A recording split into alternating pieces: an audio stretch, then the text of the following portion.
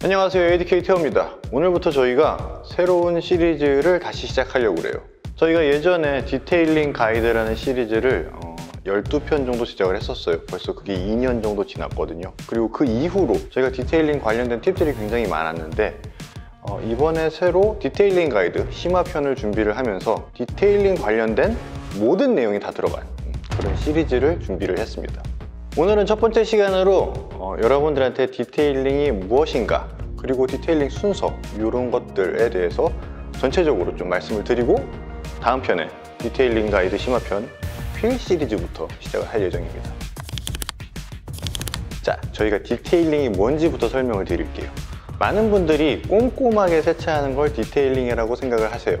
정확하게 말씀드리면은 세차는 디테일링 안에 들어가는 한 가지 과정 중에 하나입니다. 그럼 디테일링이란 뭐냐? 여러분들이 판금도색, 부품 교체 없이 차량을 신차 상태로 유지하고 관리하는 방법이 다 디테일링입니다. 그래서 당연히 여러분들이 안전하게 세차하는 방법들도 들어가고요, 세차 과정에서 제거하지 못하는 오염물들을 제거하는 것도 들어갑니다. 당연히 도장면을 다시 원상태로 복귀시키는 폴리싱도 들어가요. 그리고 가끔가다 찌그러져 있는 덴트도 요즘은 디테일링 범전에 넣습니다.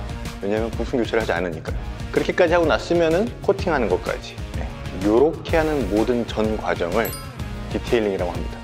자, 그럼 저희가 다음 편 디테일링을 어떻게 하는지 설명드리기 전에 디테일링에서 꼭 알아야 하는 것들에 대해서 간략하게 짚어드릴게요.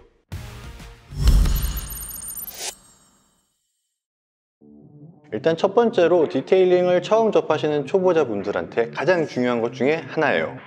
여러분, 디테일링을 하는 데 있어서 정말 중요한 게 힘 조절하고 체력입니다. 초보자분들이 힘 조절하고 체력이 안 돼가지고 많이들 실패하세요.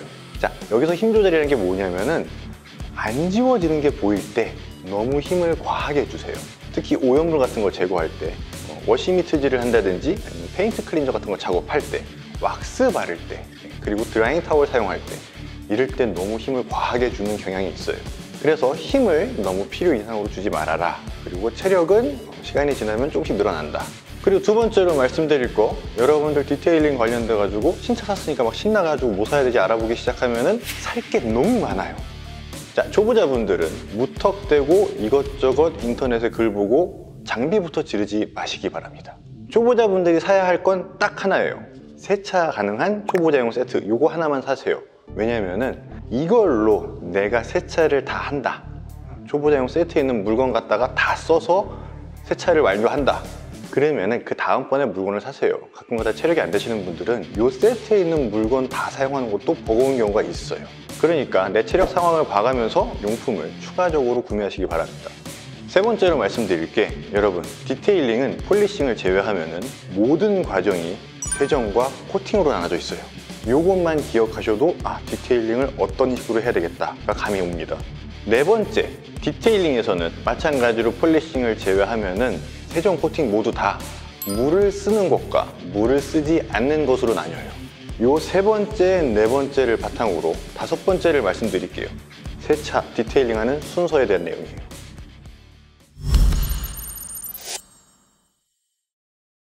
자, 일반적인 디테일링 순서는 여러분들 맨 처음에 차량을 시켜줍니다. 차량 시켜주면서 실내 세차를 하고는 해요. 근데 마지막에 해도 상관은 없습니다. 두 번째로 해야 되는 거, 휠부터 닦으세요. 저희 디테일링 영상 보신 분들 보시면 아시겠지만 저희는 항상 거의 휠부터 먼저 닦습니다. 그 다음에 프리워시라는 거 하죠. 그 다음에 본세차를 하세요. 그 다음에 본세차까지 했을 때 세차 과정에서 지워지지 않는 각종 오염물들을 제거해 줍니다. 그 다음에 물기 제거를 해주세요. 자, 그 다음에 또 각종 오염물을 제거합니다. 무슨 얘기냐면은 습식 방식으로 갖다 사용하는 오염물을 제거하는 케미컬들이 있고요, 건식 방식으로 하는 오염물들을 제거하는 케미컬이 있어요. 그래서 드라잉 하기 전에도 오염물을 제거할 때가 있고, 물기 제거를 한 이후에도 오염물을 제거할 때가 있는 거예요. 요거까지 하고 나서 도장면 상태를 다시 한번 확인합니다. 도장면 상태가 좋지 않다, 스월마크가 많다, 그러면은 폴리싱을 진행하는 거예요. 그런데 일반적으로 디테일링 하시는 분들은, 특히 야외 세차장을 이용하시는 분들은 폴리싱을 할 일은 거의 없긴 합니다. 자, 이렇게 폴리싱을 했거나 건너뛰고 나서는 반드시 코팅을 해줘가지고 오염물을 제거한 차량의 도장면을 다시 한번 코팅을 해줘서 보호해주면 되는 겁니다. 이게 일반적인 디테일링의 순서예요. 제가 디테일링에서 주의할 점 3번째하고 4번째에서 말씀드린 게 디테일링은 세정과 코팅으로 이루어져 있다. 그리고 물을 쓰는 것과 쓰지 않는 것으로 이루어져 있다. 이렇게 설명드렸잖아요. 그럼 제가 5번째로 설명드린 이 순서가 막상 하다 보면 뒤죽박죽이 될 때가 있어요. 여러분들이 세차장에 가서 맨 처음에 차량을 식히는 과정을 지나고 나면은 일단 세차 부스에 들어가요. 맞죠? 그럼 세차 부스에서 물을 쓴단 말이에요. 물을 사용하는 환경에서 세정할 수 있고 코팅할 수 있는 거를 마무리 짓고선 드라잉 공간으로 이동하시면 됩니다. 그 다음에 드라잉 공간으로 이동해서 여러분들이 마찬가지로 세정, 그러니까 오염물을 제거할 수 있는 것들을 한 다음에 코팅을 해주면 되는 거예요. 그러면은 그날 계획에 따라 가지고 내가 물을 쓰는 환경에서 세정하고 코팅하는 과정이 있다. 그러면은 그 해당 부위, 코팅을 한 해당 부위는 물기 제거한 이후에 오염물 제거하는 과정이 들어가면 안 되겠죠. 거꾸로 내가 물기 제거를 한 다음에 오염물을 제거할 과정이 있다. 그러면은 물을 쓰는 과정에서 그 부분을 코팅을 하면 안 되겠죠. 이런 식으로 조합을 해가지고 그날의 디테일링 과정을 여러분들이 계획을 짜시면 되는 겁니다. 간단한 예시를 들어볼게요. 여러분들이 저번 주에 코팅을 못 해가지고 이번 주에 코팅을 하고 싶은데 날도 덥고 꽃가루가 날려가지고 퀵 디테일러를 쓸 수 없는 상황이에요. 그래서 내가 물을 쓰는 세차 부스 안에서 습식 코팅제를 하겠다라는 계획이 잡혔어요. 그럼 여러분들이 습식 코팅제를 하고 나서 드라잉 이후에 도장면에 페인트 클리저를 하면 안 되겠죠. 코팅을 했으니까 드라잉 이후에 세정을 해버리면 안 되는 거예요. 이제 조금 이해가 되시죠? 그래서 그날 드라잉 한 이후에 페인트 클린저나 타르 제거 이런 게 있다. 그럼 그날은 세차 부스 안에서 습식 코팅제를 못 쓰는 거예요. 그러면 그날은 그 과정들 끝난 다음에 맨 마지막에 퀵 디테일러나 실런트 또는 카나우 박스 갖다가 코팅을 해줘서 마무리를 해주면 되는 겁니다.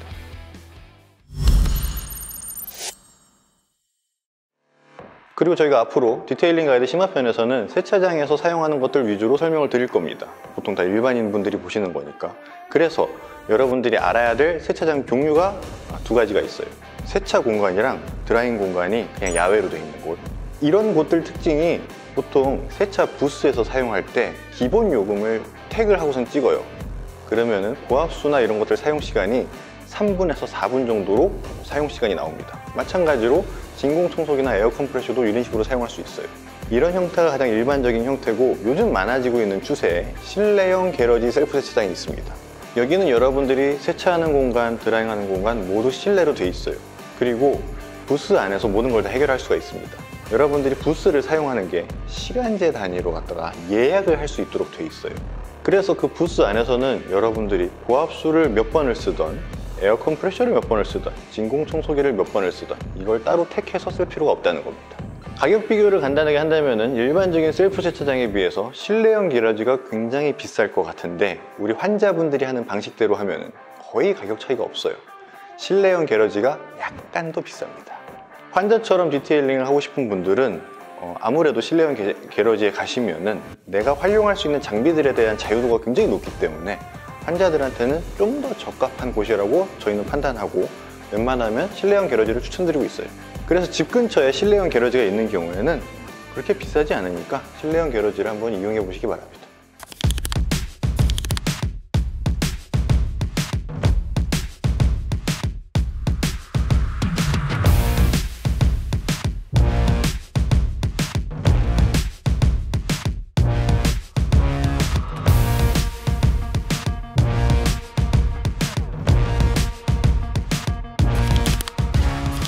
오늘은 간단하게 디테일링 가이드 심화편 들어가기 전에 프롤로그처럼 저희가 디테일링이란 무엇인가, 디테일링에서 주의할 점 5가지, 그 다음에 세차장의 형태 이렇게 간단하게 소개를 드렸어요. 그럼 다음번에도 세차와 디테일링이 여러분들의 즐거운 취미가 될 수 있도록 저희는 디테일링 가이드 심화편 휠부터 준비해가지고 다시 찾아오겠습니다. 오늘 저희가 준비한 내용 여기까지고 오늘도 시청해 주셔서 감사합니다.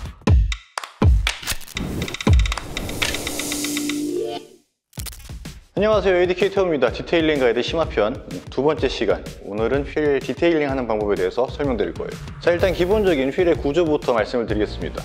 휠 구조를 보면 타이어에 맞닿아 있는 이 안쪽 편편한 면 있죠? 이쪽을 림이라고 부릅니다.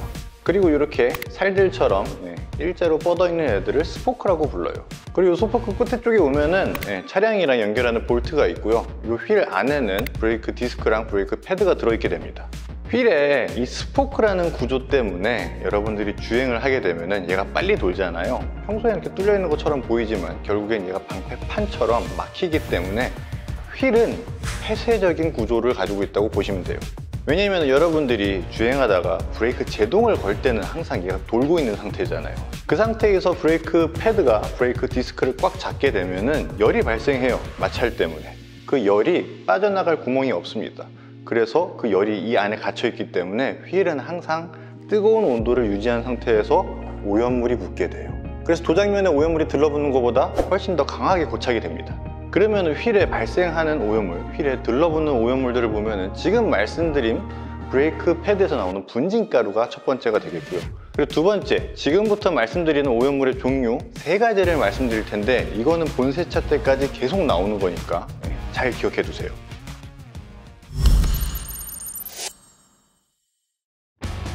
일단 기본적으로 발생하는 오염물은 흙먼지, 영어로는 덜트라고 부릅니다. 그 다음에 공기 중에 있는 기름이랑 섞여 있는 먼지, 이거를 그라임이라고 불러요. 그 다음에 또 한 가지가 트래픽 필름이라고 하는 얇은 막이에요. 이거는 여러분들이 비 오거나 했을 때 아니면 일반적으로 그냥 고압수 정도만 뿌려봤을 때 고압수 물이 싹 지나가고 나면은 하얗게 막 같은 게 보일 거예요. 도장면에. 걔는 손으로만 문질러야지 지워집니다. 그 3가지 오염물은 도장면에만 쌓이는 게 아니에요. 차량 외부에 모두 들러붙는 오염물들이고 그 오염물들이 세차 과정에서 제거할 수 있는 오염물들이에요. 그리고 또 한 가지 잘 달라붙는 오염물이 뭐냐면은 타르입니다. 그래서 휠에 생기는 오염물은 브레이크 패드에서 나오는 분진가루, 그 다음에 외부에서 오는 흙먼지, 그 다음에 기름때, 그 다음에 트래픽 필름, 그리고 마지막으로 타르, 이렇게 오염물들이 휠에 들러붙는다고 보시면 돼요. 그래서 이런 오염물들을 가장 효과적으로 제거해 주는 게 알칼리성 휠 세정제예요. 여러분들이 시중에서 가장 많이 볼 수 있는 그 휠 세정제들은 대부분 다 알칼리성을 띠고 있습니다. 이 휠 세정제에는 아까 말씀드린 오염물들을 효과적으로 제거하는 성능도 있는데 여기에 휠 세정제이기 때문에 철분 제거하고 타르 제거 기능이 약간 들어가 있어요. 근데 이것만으로 부족하기 때문에 특히 유럽 차량 같은 경우에 벤츠, BMW, 아우디, 유명한 유럽 3사 있죠. 얘네들은 브레이크 패드에서 분진가루가 어마어마하게 나와요.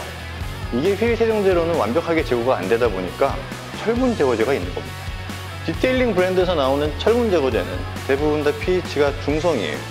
근데 이 철분 제거제들이 일반적으로 산업용이나 그 디테일링 브랜드 외에서 나오는 철분 제거제 또는 녹 제거제랑 가장 큰 차이점이 뭐냐면은 디테일링 브랜드에서 나오는 철분 제거제는 철분 제거 성능이 강화되어 있는 휠 세정제입니다.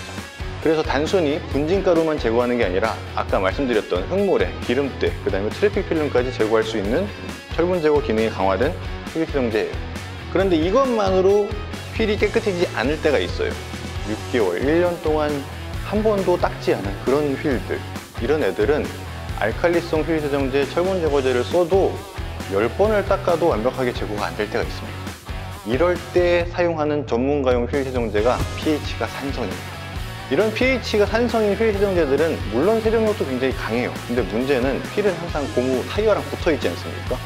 이 타이어가 산성 제품이랑 너무 많이 노출되어 있으면 고무에 부식이 올 수 있기 때문에 이거를 빨리 헹궈줄 수 있는 환경, 디테일링 샵 같은데 그런 곳이 아니라면은 산성 휠 세정제는 가급적이면 사용하지 마시기 바랍니다. 그리고 또 한 가지 제품이 그냥 중성인 휠 세정제가 있어요. 이 중성 휠 세정제는 주로 사용하는 휠이 크롬 휠, 그 다음에 또 한 가지가 브러쉬드 휠이라고 되어 있어요. 얘는 특징이 겉에 모양을 주기 위해서 일반 휠, 알로이 휠과 다르게 겉에 코팅층이 없습니다. 그러다 보니까 중성 제품을 사용해가지고 세정을 해야 휠이 손상되지 않아요. 그래서 휠 세정제에 이렇게 4가지가 있다는 거 알았죠? 철분 제거제, 그 다음에 알칼리성 휠 세정제, 산성 휠 세정제, 중성 휠 세정제.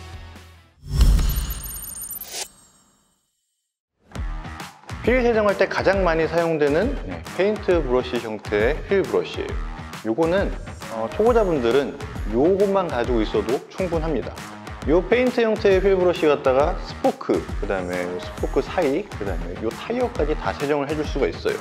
얘 갖다가 못하는 부분은 아까 맨 처음에 휠 구조에서 보여드렸던 이너링 부분 있죠? 그쪽 부분만 할 수가 없어요. 여러분들이 일반적으로 휠 브러쉬로 검색하면은 많이 나오는 형태의 브러쉬가 이렇게 길다랗게 생긴 겁니다. 얘는 이 겉면을 닦기 위한 게 아니라 이너림을 닦기 위한 거예요. 그래서 이 스포크 사이로 들어갈 수 있도록 하기 때문에 이렇게 플라스틱 모를 가지고 있는 거죠. 이 플라스틱 모로 되어 있는 브러쉬에 단점이 있어요. 이 스포크 사이를 들어갔다가 나올 때 휠 림 안쪽이 더러운 경우에 굉장히 많이 그 검은색 물이 튀게 됩니다. 대신에 장점은 스포크가 굉장히 얇더라도 그 사이를 얘가 삐집고 들어갈 수 있다는 거죠. 그래서 스포크가 어느 정도 넓은 그런 휠을 가지고 있다 그러면은 이런 형태의 양털 재질이나 극세사 재질로 되어 있는 브러쉬를 사용하시면 돼요. 얘네들은 이 사이에 넣었다가 뺄 때 오염물이 튀지 않기 때문에 그나마 좀 깨끗하게 사용할 수 있습니다.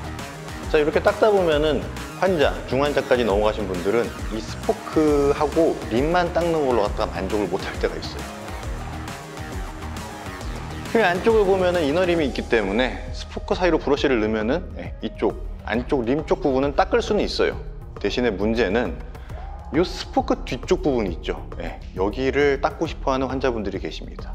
이 부분을 닦을 때 어떻게 닦느냐? 이렇게 플라스틱 모로 되어 있는 애는 안에 철심이 들어있어요. 그래서 구부릴 수가 있습니다. 이 구부러진 거 갖다가 이쪽 안에 넣고선 90도로 꺾으면은 이 스포크 뒤쪽을 갖다가 닦을 수가 있는 거죠. 근데 이 브러쉬를 이용해서 닦을 때마다 매번 굽혔다 폈다 하는 게 귀찮잖아요. 그래서 이렇게 휠 미트도 있습니다. 얘는 사람 손가락 갖다가 구부릴 수가 있기 때문에 이 사이에 넣어서 스포크 뒤쪽을 닦을 수 있는 거죠. 그래서 여러분들이 휠을 세정할 때 사용되는 장비는 이 정도가 있다고 보시면 됩니다. 그런데 초보자분들은 처음부터 안쪽 닦을 욕심 버리시고 체력이 되시면은 다른 장비를 구비하시고 맨 처음엔 이거 하나만 가지고 계시면 돼요.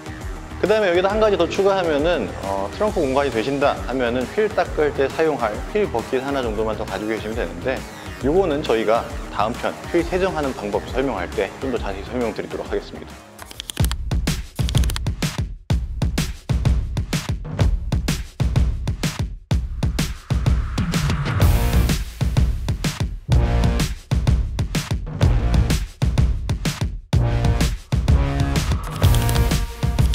오늘은 디테일링 가이드 심화편, 여러분들한테 휠의 구조, 그 다음에 오염물의 종류, 그 다음에 이걸 세정하기 위한 세정제 종류, 그 다음에 사용할 도구, 이 4가지에 대해서 설명드렸어요.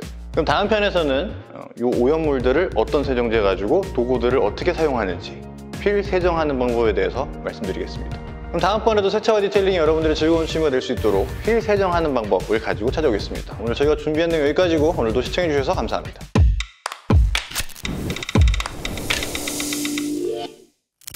안녕하세요, ADK 태우입니다. 오늘은 여러분들의 디테일링 가이드 3편 휠 세정하는 방법에 대해서 설명드릴 거예요. 여러분들이 세차장 가서 휠 닦기 전에 이미 차량은 식힌 상태겠죠. 근데 이상하게 앞바퀴 휠을 닦을 때는 이 앞바퀴 쪽에서 열기가 계속 나올 거예요. 차를 식히는 드라잉 공간에서 여러분들이 세차 부스를 잠깐 이동하는 동안에도 엔진은 굉장히 빨리 뜨거워집니다. 그 열기가 가장 많이 빠져나가는 곳이 이 앞바퀴 쪽이에요. 그럼 그렇게 열기가 나오는 상태에서 휠 세정제를 뿌려보신 분들은 알 거예요. 연기가 납니다. 고압수를 뿌려도 연기가 나요. 그러면 덜컥 겁이 나죠. 이거 디스크에 변형 오는 거 아닐까? 근데 여러분들이 그 정도 뜨거워진 휠, 디스크에 물 뿌리는 거는 아무런 영향 없으니까 걱정하지 말고 뿌리세요.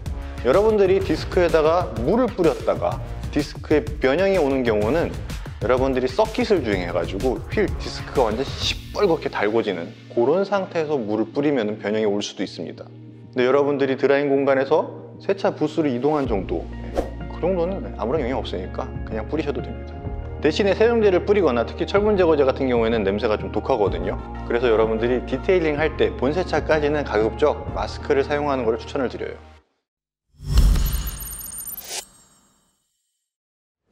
자, 휠 세정하는 순서를 말씀드릴게요. 일반적인 셀프 세차장 가셨으면은 여러분들이 카드로 갖다 택을 찍으면은 3분이라는 고압수 사용하는 시간이 있죠. 그러면은 휠에다가 먼저 물을 뿌려야 되는데 3분 동안 휠에다가 고압수를 뿌리고 나면은 시간이 남는단 말이에요. 굉장히 애매하죠. 그래서 이럴 때는 여러분들 버킷에다 물을 담아가지고 비커로 갖다가 휠을 그냥 적셔주는 정도로만 뿌려줘도 괜찮아요. 아니면은 압축 분무기에다가 맹물을 담궈서, 아니면 트리거에다가 그걸로만 뿌려줘서 살짝만 적셔주면 됩니다. 실내용 게러지를 사용하시는 분들은 고압수 사용하는 게 무제한이니까 그냥 바로 고압수로 갖다가 휠을 먼저 뿌려주시면 돼요. 그렇게 한 다음에 먼저 휠에다가 세정제를 골고루 뿌려줍니다. 그리고 나서 저번 시간에 말씀드렸던 요 휠 브러쉬 갖다가 스포크 여기를 꼼꼼하게 닦아주시면 돼요. 근데 여러분들이 스포크 닦을 때 주의해서 닦을 때가 있습니다. 제가 저번 시간에 말씀드린 휠 구조에서 스포크랑 림이 있다고 그랬죠. 근데 스포크와 림이 만나는 부분이 이렇게 각도가 딱 져 있어요. 여기에 오염물이 굉장히 많이 쌓이게 됩니다. 그래서 여러분들이 브러쉬를 닦을 때는 이 엣지 부분을 갖다가 신경 써가지고 잘 헹궈주세요. 이런 끝단 부분 닦을 때 초보자분들이 많이 실수하는 게 이 스포크 옆면 닦을 때나 이 사이 구석진 부분 닦을 때 이 브러쉬의 끝면 갖다 닦는 게 아니라 브러쉬의 옆면 갖다 닦는 경우가 있어요. 이럴 때는 세정이 덜 될 때가 있거든요. 브러쉬에서 이 모의 끝부분 갖다 닦아야지 이 구석진 부분이 브러쉬를 파고들어서 깨끗하게 세정을 할 수 있어요. 그러니까 브러쉬 끝부분 갖다 닦을 수 있도록 브러쉬를 짧게 잡고선 잘 돌려가면서 운용을 해주시면 됩니다. 그렇게 브러쉬를 닦고 나면은 볼트 부분도 브러쉬를 넣어가지고 돌려가면서 잘 닦아주세요. 이 볼트 사이에도 오염물이 꽤 많이 쌓여 있습니다. 자, 여기까지가 초보자분들을 위한 휠 세정 방법이에요. 자, 환자분들은 이런 브러쉬를 슬슬 구비하고 계시겠죠. 그러면은 요거 갖다가 림 안쪽을 닦는다 그랬잖아요. 그러면은 여러분들이 림 안쪽을 닦을 때 무턱대고 브러쉬를 넣으면 안 돼요. 당연히 림 안쪽에도 세정제를 꼼꼼하게 잘 쏴줘야 됩니다. 그 다음에 이 브러쉬를 물에 적신 상태에서 안에 넣어서 닦아주시면 돼요. 이너림 쪽을 닦을 때 한 가지 팁이 있다면 브러쉬는 앞뒤 방향으로 움직이면 잘 닦입니다. 그리고 이 움직이는 각도 같은 경우 있죠. 무조건 90도 방향에서만 움직이지 말고 대각선으로 살짝만 틀어줘 주시면 여러분들이 못 닦는 사각지대 없이 이너림 쪽도 다 꼼꼼하게 닦을 수가 있어요. 이렇게 했을 때 안 닦이는 범위가 딱 한 군데 있습니다. 스포크 뒤쪽이랑 스포크 바로 뒤에 이너림이요. 그거 같은 경우에는 이런 휠 미트를 이용해가지고 마저 닦아주면 꼼꼼하게 해줄 수 있어요. 그러면은 초보자분들은 이너림은 포기하라는 거냐? 아니에요. 초보자분들도 이너림을 닦아줄 수가 있습니다. 아까 말씀드린 브러쉬 없이요. 차량이 주행한 지 얼마 안 됐을 때는 이너림 안쪽에 오염물이 그렇게 많이 고착되어 있진 않아요. 그렇기 때문에 여러분들이 휠 세정제를 이너림 쪽에 꼼꼼하게 뿌려주고 고압수로 잘 헹궈주는 것만으로도 이너림에 있는 오염물들이 굉장히 많이 없어집니다. 요거를 하고 안 하고에 따라서 여러분들이 6개월 있다가 드디어 이너림 닦는 브러쉬를 사서 쑤셨을 때 꾸정물이 얼마만큼 많이 나오느냐, 여기서 차이가 확 벌어지는 거죠. 저희가 저번 시간에 휠 종류 말씀드릴 때 중성 휠 세정제를 사용하는 휠 중에 크롬 휠이랑 브러쉬드 휠이 있다고 그랬잖아요. 그런 휠 닦을 때는 제가 아까 보여드린 페인트 형태 브러쉬 중에서 아까 그건 돈모였거든요. 그거보다 훨씬 더 부드러운 모를 가진 브러쉬가 있어요. 이런 브러쉬로 갖다가 크롬 휠이랑 브러쉬드 휠 같은 걸 닦아주는 게 안전합니다. 근데 이게 단점이 브러쉬가 너무 부드러워가지고 오염물이 많이 고착된 경우에는 이거 갖다 완벽하게 세정이 안 될 수가 있거든요. 그럴 때는 어쩔 수 없이 돈모 브러쉬를 이용해가지고 세정해주세요. 근데 그런 브러쉬를 이용해가지고 크롬 휠을 닦았을 때 흠집이 생기면 어떡하냐? 그런 식으로 크롬 휠에 흠집이 생긴 거는 메탈 폴리셔 아니면 금속 연마제 이런 거 갖다 제거를 해줄 수가 있어요. 그런데 오염물을 그냥 방치를 했다가 크롬이 백화가 나버리면은 이거는 다시 재도장을 하는 것 외에는 방법이 없습니다. 이렇게까지 휠을 다 세정하고 났으면 고압수로 꼼꼼하게 헹궈줘야 돼요. 그런데 일반 셀프 세차장 가서 사용하시는 분들은 요거 휠만 닦기에는 또 고압수 결자기가 조금 아쉽단 말이죠. 그래서 이렇게 세정하고 나면은 세정했을 때 남은 휠 세정제가 마르지 않도록 물만 살짝 끼얹어 가지고 헹궈주면 돼요.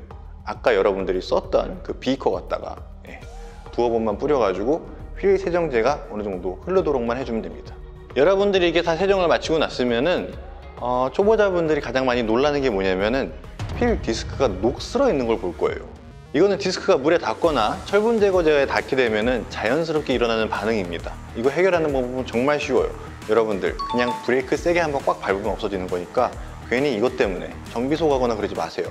자, 초보자분들 여기서부터 고압수의 중요성이 나오기 시작합니다. 이너림에다가 아까 휠 세정제 써놨죠.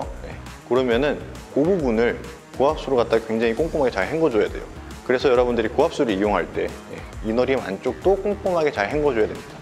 요거는 저희가 프리워시 편에 고압수 운용하는 거 자세하게 설명할 때 같이 말씀드릴 거예요.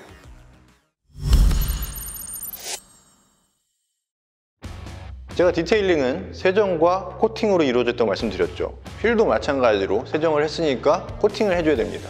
휠 코팅하는 방법은 별로 어렵지 않아요. 보통 휠에 사용하는 코팅제, 휠용 실런트는 대부분 다 고체 형태를 띠고 있습니다. 그거를 코팅제 바르는 어플리케이터를 이용해가지고 바른 다음에 버핑 타월 갖다 깨끗하게 닦아주면 돼요. 바르고 타월로 깨끗하게 닦아낸다. 이게 휠 코팅의 전부예요. 근데 저희가 휠 코팅 관련해가지고 좀 더 말씀드릴 게 뭐냐면은 휠은 제가 2편에서 설명드렸듯이 굉장히 고온의 상태를 유지하고 있습니다. 그렇기 때문에 휠에 사용할 수 있는 코팅제는 반드시 내열성을 가지고 있어야 돼요. 그 내열성을 가지고 있는 코팅제가 바로 휠 전용 실런트예요. 그거 외에 또 한 가지 그 고온에서 버틸 수 있는 코팅제는 전문가용 유리막 코팅제, 이 두 가지가 가장 효용성이 높은 휠 코팅제입니다. 그럼 일반적인 실런트나 카나우바 왁스 아니면 퀵 디테일러 같은 건 바르면 안 되나요? 바르면 안 되는 건 아닌데 별로 효과가 없습니다. 여러분들이 주행하면서 휠 온도가 굉장히 높아졌을 때 금방 녹아서 사라질 확률이 굉장히 높습니다. 그래서 기왕이면은 내열성을 가진 휠 전용 실런트나 전문가용 유리막 코팅제를 이용해가지고 코팅해주는 거를 권장드리는 거예요.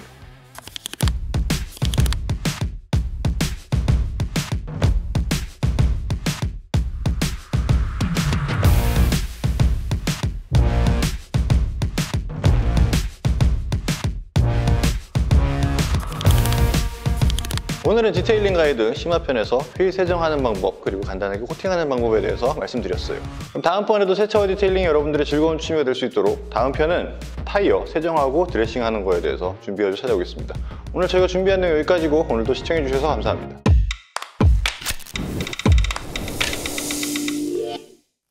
안녕하세요, ADK 태우입니다. 오늘은 디테일링 가이드 심화편 타이어에 대해서 제가 설명을 드릴 거예요. 자, 여러분들 타이어 보면은 요즘 타이어는 다 검정색이죠. 옛날처럼 이렇게 흰색이 둘러져 있는 타이어는 없습니다. 근데 뭐하러 검정색 타이어를 세정하고 코팅까지 해줘야 되냐, 이거에 대해서 간략하게 설명을 드릴 거예요.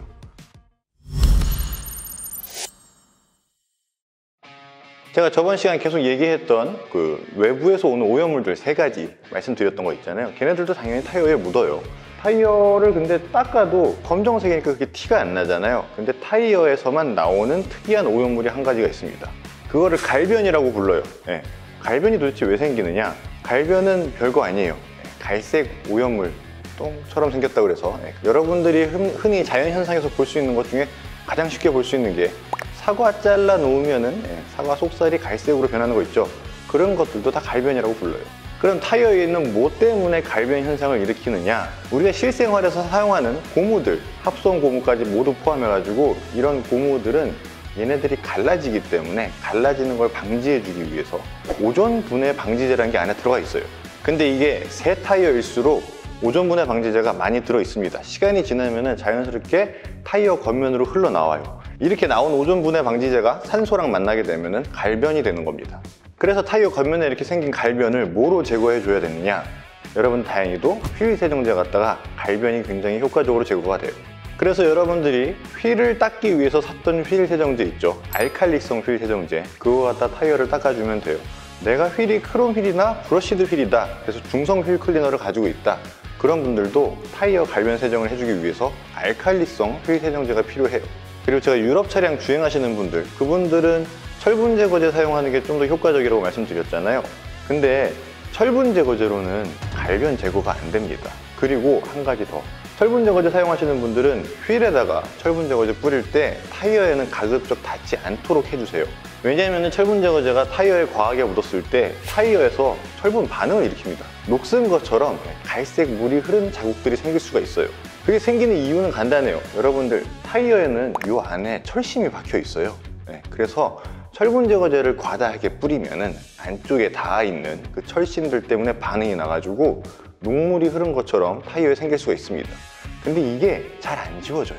혹시나 이렇게 생긴 거는 여러분들 휠 세정제, 알칼리성 휠 세정제 있죠? 그거 갖다가 뿌려가지고 박박 문질러서 제거하는 방법밖에 없어요.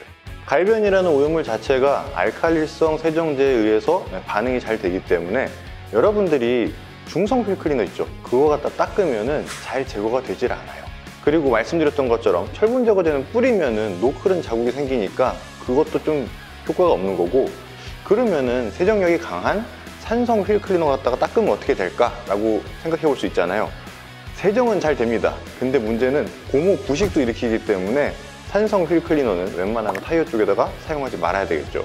그래서 그렇게 하고 나면은 남는 선택지가 알칼리성 휠 세정제밖에 안 남아요.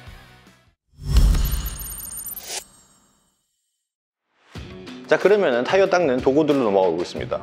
제가 초보자분들은 이렇게 생긴 페인트 형태 브러쉬로 갖다가 닦아주려고 했잖아요. 요거로 갖다가 타이어 닦을 때는 요 모가 굉장히 세게 눌릴 정도로 박박 문질러 가지고 거품이 왕창 날 때까지 열심히 문지르면 됩니다. 그리고 또 한 가지 좋은 도구가 시중에 보면 이렇게 손잡이 돼 있어 가지고 이 모 부분이 플라스틱으로 굉장히 단단한 브러쉬가 있어요. 이것도 굉장히 효과적이에요. 근데 이런 브러쉬 사용하시는 분은 페인트 형태로 생긴 브러쉬 갖다 써봤는데 내가 그거 누르는 게 좀 힘들다, 손에 힘이 없어가지고 그거 갖다 할 때는 좀 박박 안 닦이는 느낌이 난다, 그럴 때 이런 브러쉬를 추가하시는 거고, 그렇지 않은 경우에는 굳이 이 브러쉬까지 추가하실 필요는 없어요. 자, 세정하는 방법은 굉장히 간단해요. 여러분들이 알칼리성 휠 세정제 갖다가 분사를 해주고 브러쉬로 갖다가 박박 문질러 주면 되는데, 이때 사용하는 알칼리성 휠 세정제 있죠, 시중에 보면은 바로 사용할 수 있는 제품이 있고요, 희석해서 사용할 수 있는 제품이 있어요.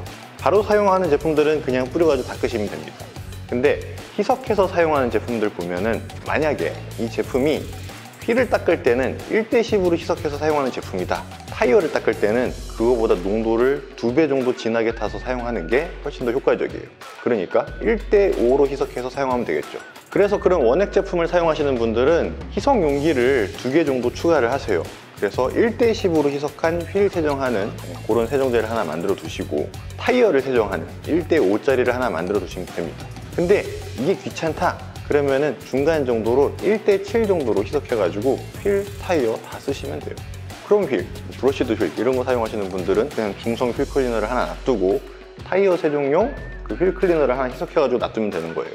그리고 유럽 차량 타시는 분들도 마찬가지로 철분 제거제 있으면은 타이어용으로 세정하는 거 1대5짜리 하나 희석해서 만들어 두시면 되는 거고, 그러면은 타이어 세정할 때 이 옆부분은 닦겠는데 이 지면 부분, 이 부분을 닦아야 되냐 말아야 되냐, 갈변이 타이어에 묻어 있다고 해가지고 타이어에 안 좋은 영향을 주지는 않아요. 우린 환자들이니까 그 타이어가 원래 검정색이어야 되는데 갈색으로 돼 있는 게 보기 싫어가지고 닦아내는 거거든요. 타이어의 지면 부분이나 거꾸로 이 차량 안쪽에 있는 안쪽 부분 있잖아요, 이 부분들을 꼭 닦아줘야 되는 거 아닌가요? 할 수 있는데 미관상 제거하는 거기 때문에 여러분들이 갈변, 보이는 부분만 잘 제거하시면 됩니다. 자, 그리고 여러분들이 휠 타이어 닦다 보면은 한 군데 더 닦을 수 있는 데가 나와요. 어디냐면은 휠 하우스예요. 자, 휠과 타이어가 차 안쪽에 들어가 있는 그 공간을 휠 하우스라고 부르는데, 요즘은 플라스틱으로 되어 있는 것도 있고 부직포로 되어 있는 경우도 있거든요. 그쪽이 아무래도 타이어가 주행하면서 많은 오염물들을 그쪽에다 튀겨놔요. 이게 세단 차량은 거의 안 보이거든요, 옆면에서 봐도. 근데 SUV 차량은 휠 하우스랑 타이어 사이 간격이 좀 높기 때문에 휠 하우스가 훤히 보입니다. 그래서 SUV 차량은 여기까지 닦아주는 게 그래도 좀 뭔가 완성된 느낌을 줘요. 휠 하우스 닦을 때 뭐 별도로 세정제를 사용해야 되는 건 아니에요. 여러분들이 휠에 사용했던 휠 세정제 있죠, 1대10짜리, 그거 갖다가 세정을 해주면 됩니다. 세정제 뿌려주고 브러쉬 갖다 문질러주면 되는데, 이때 사용하는 브러쉬가 뭐냐, 여러분들이 휠 세정할 때 이너림 닦았던 이렇게 길게 생긴 브러쉬 있죠, 요거 갖다 닦아줘도 됩니다. 이거 말고 내가 좀 더 잘 닦이는 브러쉬를 사용하고 싶다 그러면은 손잡이가 길고 모가 한쪽으로 나 있는데 이 플라스틱 모가 생각보다 부드러운 게 있어요. 이게 너무 딱딱하면은 타이어랑 휠 하우스 간격이 좁을 때 들어가질 않아요. 그래서 플라스틱 모가 좀 부들부들한 제품 갖다가 사용하시면 됩니다. 가장 많이 사용하는 게 제가 들고 있는 이 바이칸 제품이에요. 여기까지 했으면 여러분들이 타이어 부분하고 바로 위에 있는 휠 하우스까지 깨끗하게 닦은 거예요. 휠 하우스 부분은 플라스틱으로 되어 있던 부직포로 되어 있던 닦는 방법은 똑같이 닦으면 됩니다. 그렇게 하고선 고압수로 꼼꼼하게 쏴주세요. 근데 이렇게 딱 하고 나면은 타이어도 그렇고 휠 하우스도 그렇고 얘가 검정색으로 매트한 광이 쫙 나야 되는데, 세정을 하고 나면 이상하게 희끗희끗해져요. 그래서 이런 상태를 원래 새 것처럼 되돌려주는 코팅 작업, 이런 무광 플라스틱과 고무 부분에다가 해주는 코팅을 드레싱이라고 부릅니다. 그래서 다음 시간에는 간단하게 타이어, 이 고무 파츠하고 무광 플라스틱 얘네들 코팅해 줄 때 어떤 드레싱제 써야 되는지 이거에 대해서 간략하게 설명드릴 거예요.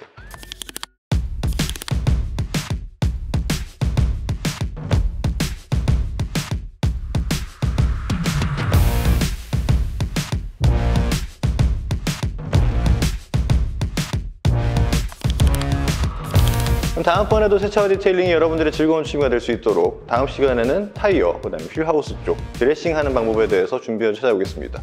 오늘 저희가 준비한 내용 여기까지고, 오늘도 시청해주셔서 감사합니다.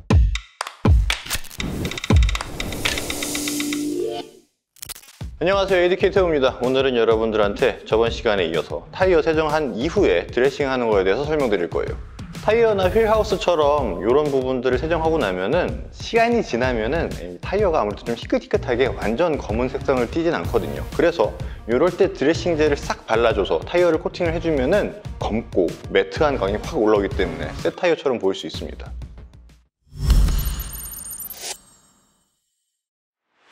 제가 저번 시간에 일반적인 오염물 말고 타이어에서 나오는 특이한 그 오염물이 있다고 그랬잖아요. 오존 분해 방지제가 나와서 갈변화된 그 오염물이요. 여러분들이 알칼리성 휠 세정제 갖다가 고무 부분을 닦아냈잖아요. 갈변이 있을 때는 이 오염물이 특별히 타이어에 큰 손상을 주진 않아요. 근데 여러분들이 알칼리성 휠 세정제 갖다가 얘를 벗겨내면은 타이어가 어느 정도 손상을 됐단 말이에요. 그래서 이때 드레싱을 해주는 게 타이어 수명에는 확실히 도움이 됩니다. 그래서 여러분들이 타이어를 세정했으면 꼭 드레싱을 해주세요. 그리고 또 한 가지 특성이 있습니다. 오존 분해 방지제가 처음부터 타이어 수명이 닿을 때까지, 여러분들도 타이어 갈 때 되면은 트레드가 얇아져가지고 갈아야 되잖아요. 그때까지 계속 같은 양으로 나오는 게 아니에요. 초반에는 많이 나오다가 후반 가면은 얘가 나오는 양이 굉장히 적어져요. 그 말은 초반에는 갈변이 많이 생겼다가 뒤로 가면은 갈변이 적게 생긴다는 뜻이에요. 이것 때문에 드레싱제를 나눠서 쓰기도 해요. 꼭 이렇게 할 필요는 없지만 갈변이 굉장히 많이 나오는 구간은 언제냐면은 신타이어 기준으로 주행거리 15,000km까지 굉장히 많이 나옵니다. 그 이후로는 갈변 나오는 양이, 그러니까 오존 분해 방지제가 나와서 갈변화되는 양이 확 줄어요. 그런데 여러분들 새 고무들 보면은 만져보면 이렇게 미끌미끌거리는 거 있지 않아요? 네. 안쪽에 있는 기름 성분이랑 같이 나온단 말이에요, 오존 분해 방지제가.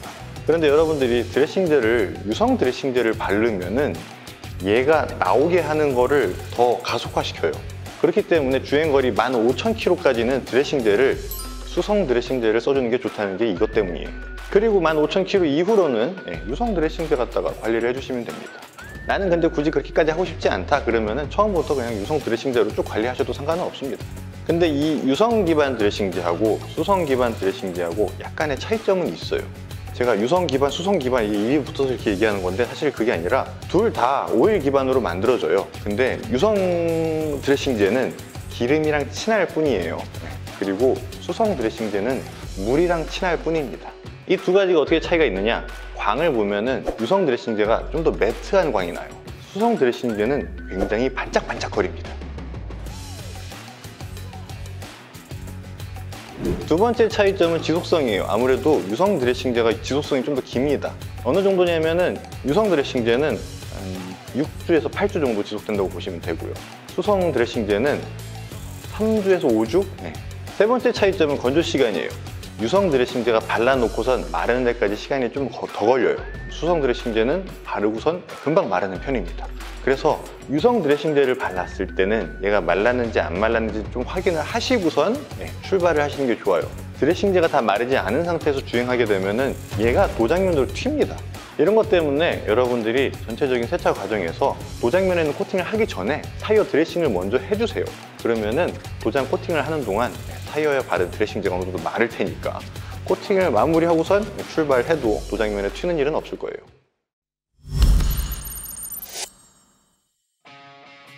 자, 드레싱제를 바를 때는 타이어에다 직접 분사해서 바르는 것보다는 이런 타이어 드레싱을 바를 수 있는 어플리케이터를 이용해가지고 발라주는 게 좋습니다.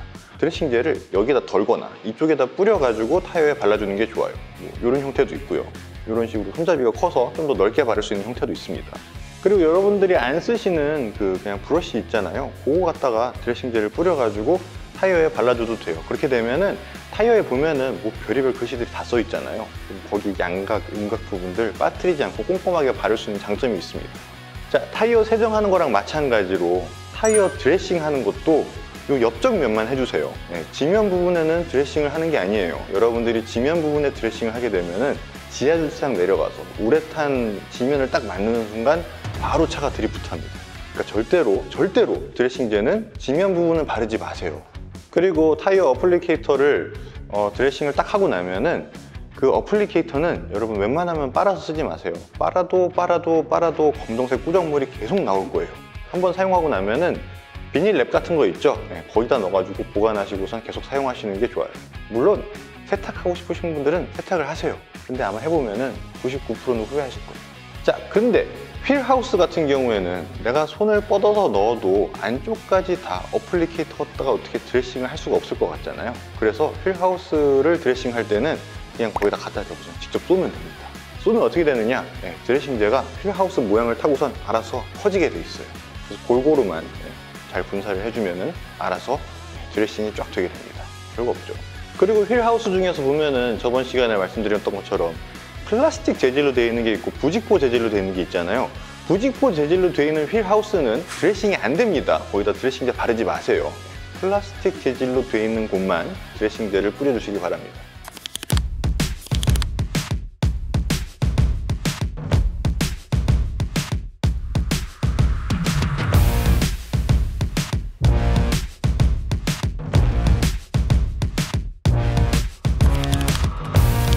자, 오늘까지 해서 디테일링에 대한 개요, 그 다음에 휠하고 타이어, 세정하고 코팅하는 방법까지 저희가 5편 정도를 준비를 했죠. 드디어 다음 시간부터는 자동차 외장, 거기 세차하는 방법에 대해서 저희가 말씀드리려고 합니다. 그럼 다음번에도 세차와 디테일링이 여러분들의 즐거운 취미가 될 수 있도록 다음 편은 프리워시, 예비 세차에 대해서 말씀드리겠습니다. 오늘 저희가 준비한 내용 여기까지고 오늘도 시청해주셔서 감사합니다.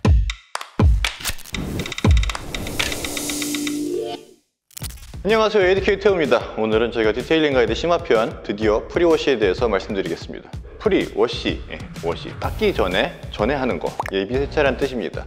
프리워시에는 3가지가 있습니다. 첫 번째가 고압수, 두 번째가 다목적 세정제를 이용한 케미컬 사용하는 거, 그 다음이 많은 분들이 알고 계시는 스노우폼, 이렇게 3가지입니다.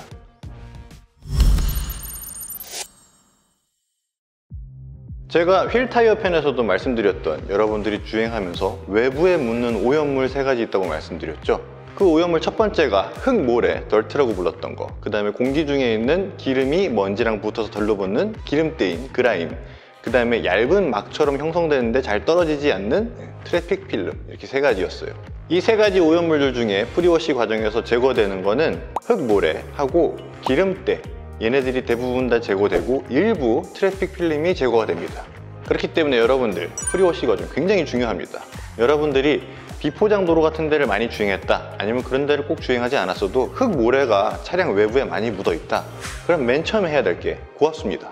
그 다음에 시트러스 워시 같은 APC를 뿌려가지고 차량 전체에 도포를 해줘서 기름때를 갖다가 녹여내는 거죠. 그 다음에 스노우폼을 그 위에다 뿌리세요. 그 다음에 고압수로 얘네들을 다 헹궈주면 됩니다. 그런데 내가 차량 외부에 흙모래가 많지 않다 그러면은 APC를 뿌리고 그 다음에 바로 스노우폼을 뿌린 다음에 고압수로 다 헹궈주면 되는 거예요. 즉 여러분들이 차량 오염물 중에 굵은 오염물이 많다 그러면 맨 처음에 고압수를 해서 APC, 스노우폼, 고압수 이 순서대로 가시는 거고, 내 차량에 굵은 오염물이 많지 않다, 일반적인 오염물 정도다 그러면은 APC부터 하시고 스노우폼을 뿌린 다음에 고압수로 헹궈내시면 됩니다. 가끔 가다 보면은 APC랑 스노우폼 사이에 고압수를 써야 되는 거 아닌가요? 라고 물어보시는 분들이 있어요. 당연히 고압수를 쏘면은 훨씬 더 안전해집니다. 그런데 시간적으로나 여러분들이 고압수를 한 번 더 쓰기 위해서 기본 요금을 택해야 되는 그것 부분이 그만큼 오염물을 많이 제거를 해주느냐, 그만큼 안전해지느냐, 그렇진 않거든요. 그러다 보니까 APC를 뿌리고 바로 스노우폼을 얹은 다음에 고압수로 헹궈내는 게 좀 더 효율적이라고 저희는 생각하기 때문에 이렇게 안내를 드리는 거예요. 근데 이게 불안하다, 나는 중간에 꼭 고압수를 써야 되겠다 그러면은 중간중간 고압수를 쏴주시면 됩니다.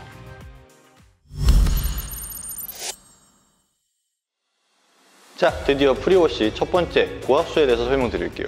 앞에서 설명했듯이 고압수를 제거할 수 있는 것은 흙모래라는 오염물이에요. 고압수가 프리워시한 과정이라고 말씀드렸잖아요. 왜냐하면 고압수가 실질적으로 세정력을 가지고 있어요. 그리고 이 세정력을 계산하는 공식까지 있습니다. 단위는 CU라고 그래가지고 클리닝 유닛이라고 그러던가 하여튼 뭐 이런 단위를 써요. 그리고 고압수를 계산하는 세정력 공식은 어떻게 되냐면은 고압수에서 나오는 토출량이 있죠. 보통 분당 토출량으로 표시하거든요. 토출량 곱하기 고압수의 압력, 이걸로 갖다가 세정력을 갖다 계산합니다. 그래서 여러분들이 셀프 세차장에 있는 그 고압 세척기들 있죠. 얘네들은 대부분 다 산업용 고압 세척기를 씁니다. 그리고 가정용 고압 세척기라고 있어요. 얘가 보통 220V 이걸 쓰는 거를 가정용 고압 세척기로 표시하거든요.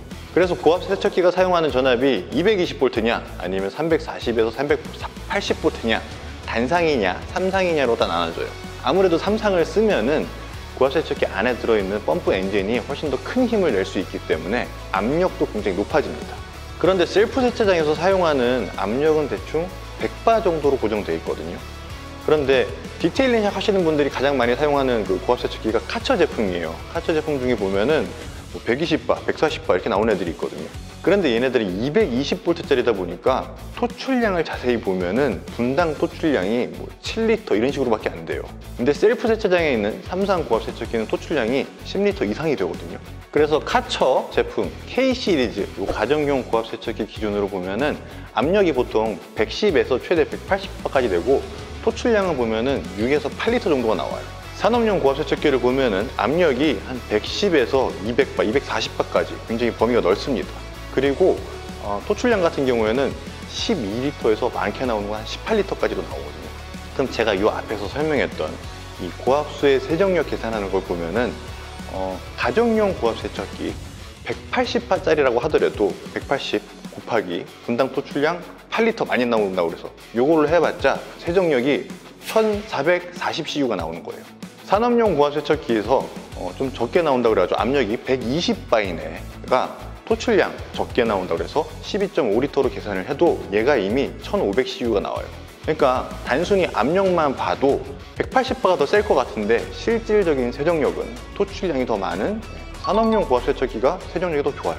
자, 여러분들 그래서 셀프 세차장 가가지고 고압 세척기를 쏴보신 분들 알 거예요. 딱 쏘면은 거리가 조금만 멀어지잖아요. 토출구에서 토출구 부분은 압력이 굉장히 셉니다. 예, 이거 바로 앞에 있는 게 아까 우리가 계산했던 세정력이에요.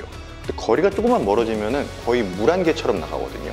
그래서 고압수 쓸 때 거리는 한 30cm 정도 떨어뜨려서 쏘는 게 좋아요. 너무 가까이서 쏘면은 혹시나 이게 차에 닿을 수도 있으니까 그걸 방지하기 위해서 거리를 그 정도 띄우라고 말씀드리는 겁니다. 그렇기 때문에 고압수를 쏠 때는 너무 빨리 움직이지 말고 일정한 속도로 갔다가 움직이시는 게 좋아요.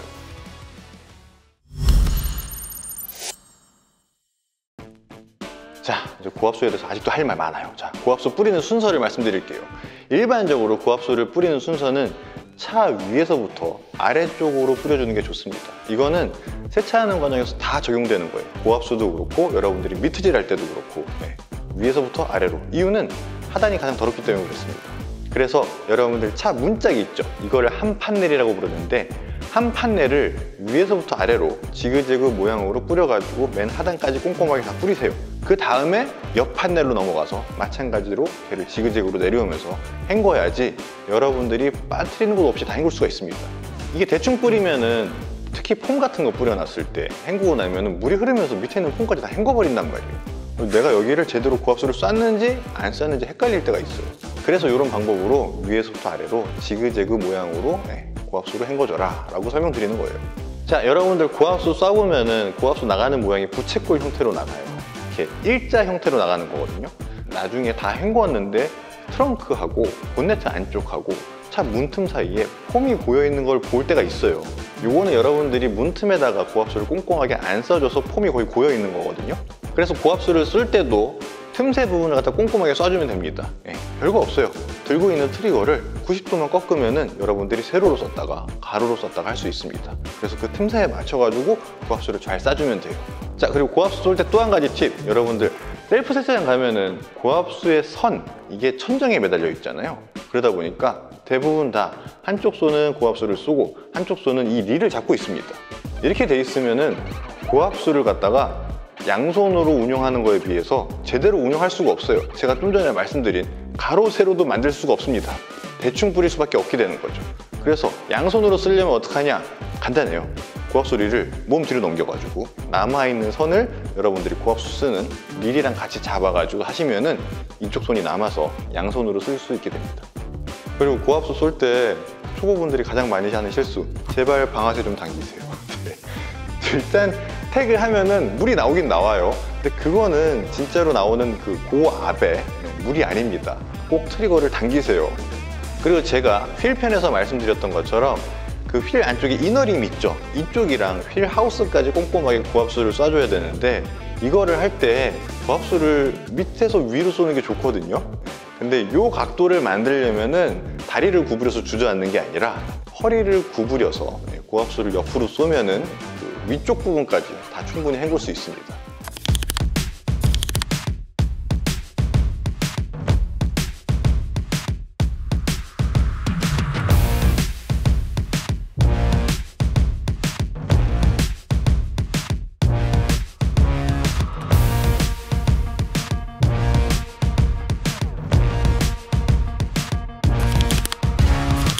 이렇게 해서 오늘은 여러분 프리워시 중에서 고압수에 대해서 제가 최대한 설명할 수 있는 것들은 다 자세하게 설명드렸어요.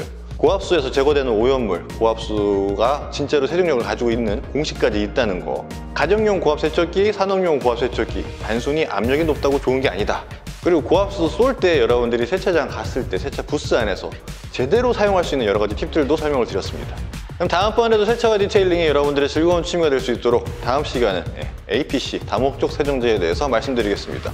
오늘 저희가 준비한 내용 여기까지고 오늘도 시청해주셔서 감사합니다.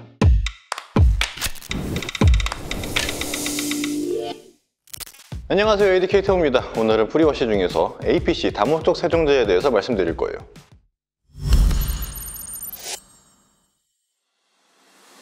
저희 제품 중에는 시트러스 워시라고 되어 있습니다. 대부분 다 이 APC들이 APC 또는 프리워시제 이렇게 부르거든요.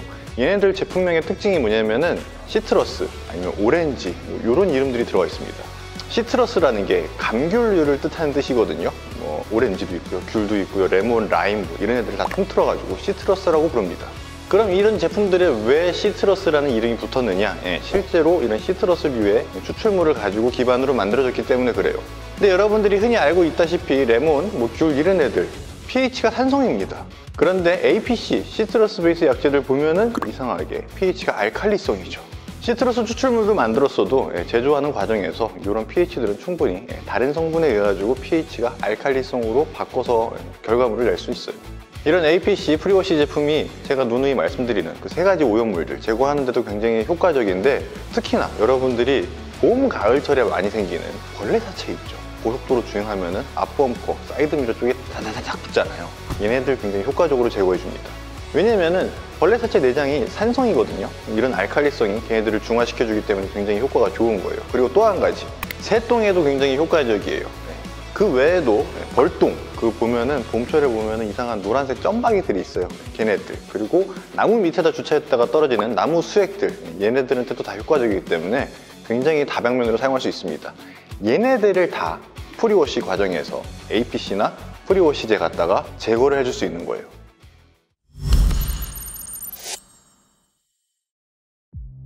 이런 프리워시 제품은 여러분들이 뿌릴 때 별거 없어요. 도포하는 방법은 그냥 일반적인 트리거 갖다 뿌리거나 압축 분무기 갖다 뿌리면 됩니다.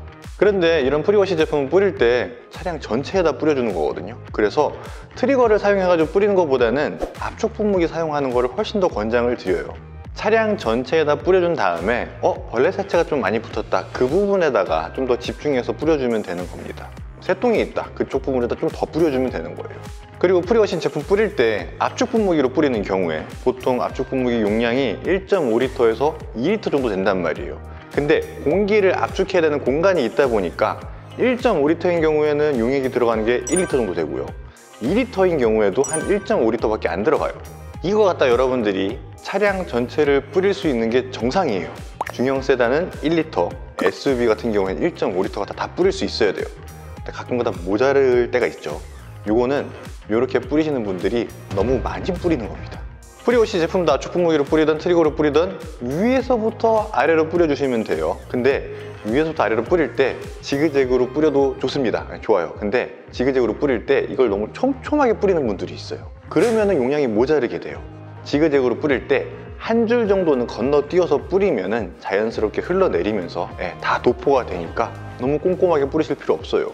이런 식으로 도포하는 프리워시 제품 중에서 제가 대표적으로 다 알칼리성을 가지고 있다고 하는데, 알칼리성이 세정력이 좋기 때문에 알칼리성을 쓰라고 말씀드리는 건데, 요즘 보면은 3pH 세차라고 그래가지고 산성 제품들도 나오기 시작했어요. 특히나 마프라 제품이 제일 유명하죠.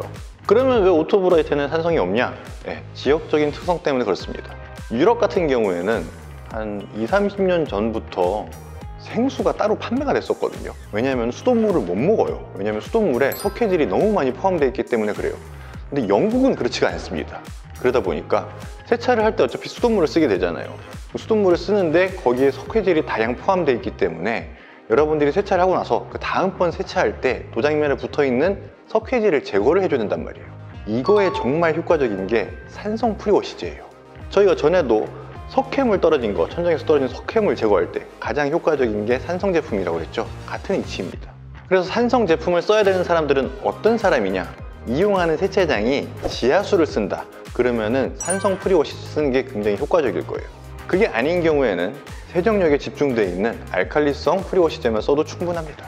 그리고 프리워시제에서 압축 분무기를 쓰는 게 좋다고 권장드렸는데 처음부터 좋은 거 사실 필요는 없어요.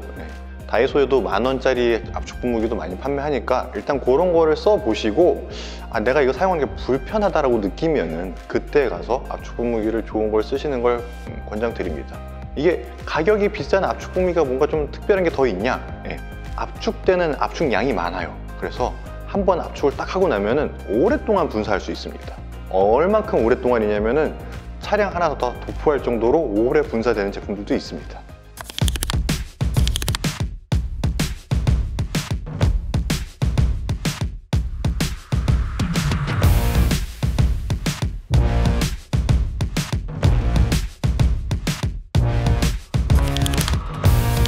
오늘 이렇게 해서 여러분 프리워시제 APC가 제거할 수 있는 오염물의 종류, 그 다음에 사용하는 방법, 사용할 때 효과적인 도구들 이런 것들에 대해서 간단하게 설명드렸습니다.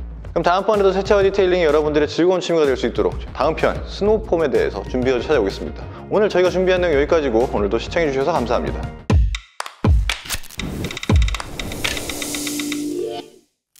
안녕하세요, ADK2입니다. 오늘은 여러분들한테 디테일링 가이드 심화편 프리워시 중에서 스노우폼 부분에 대해서 말씀드릴 거예요. 자, 제가 프리워시 세 가지가 있다고 말씀드렸었죠. 고압수, 프리워시제, 스노우폼 이 세 가지가 있는데 순서가 이상하게 스노우폼이 가장 마지막이잖아요. 왜 그럴까? 여러분들 스노우폼 뿌리면은 폼 형태로 도장면 위에 두꺼운 거품이 올라가게 되잖아요. 이 위에다가 APC를 뿌려봤자 도장면에 닿질 않습니다. 그래서 APC 다음에 스노우폼을 뿌리는 거예요.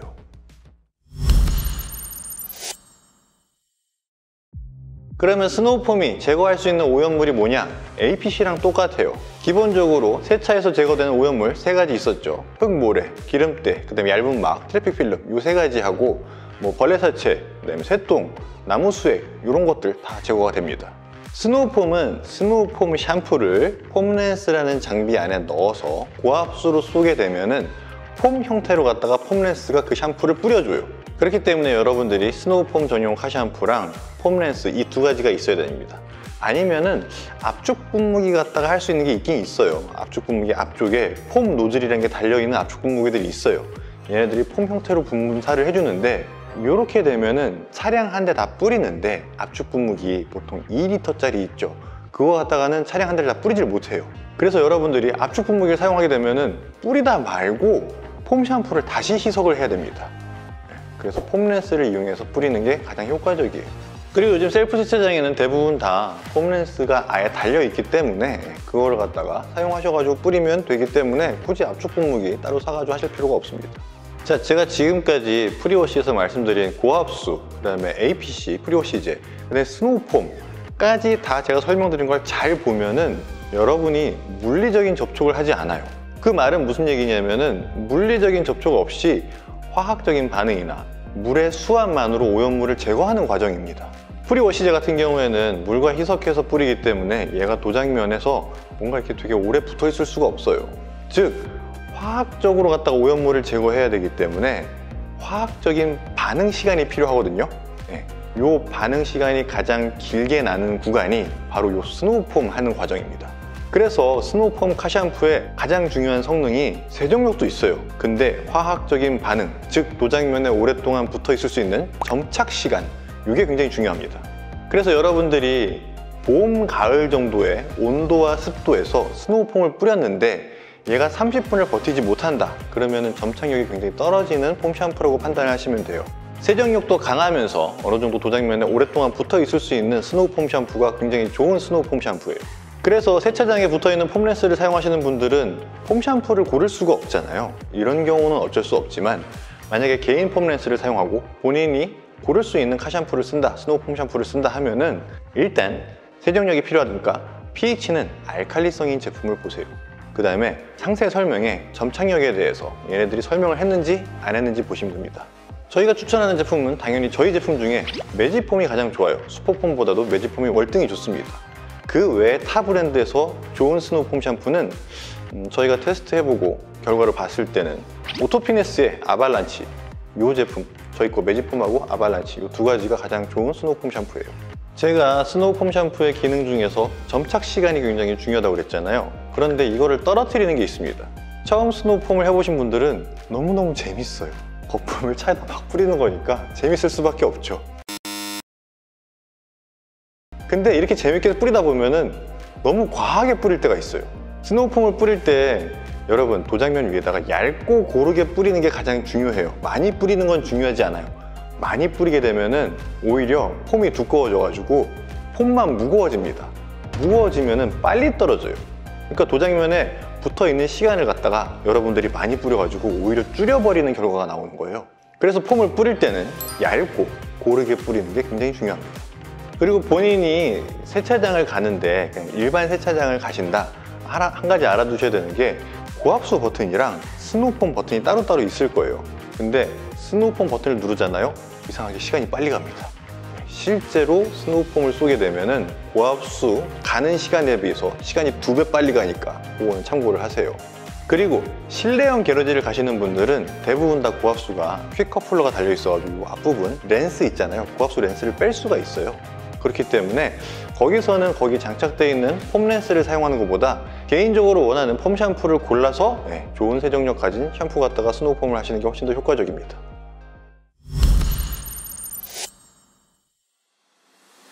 많은 분들이 저희가 프리워시, 고압수와 스노우폼 관련된 얘기를 하면은 물어보는 게 그거예요.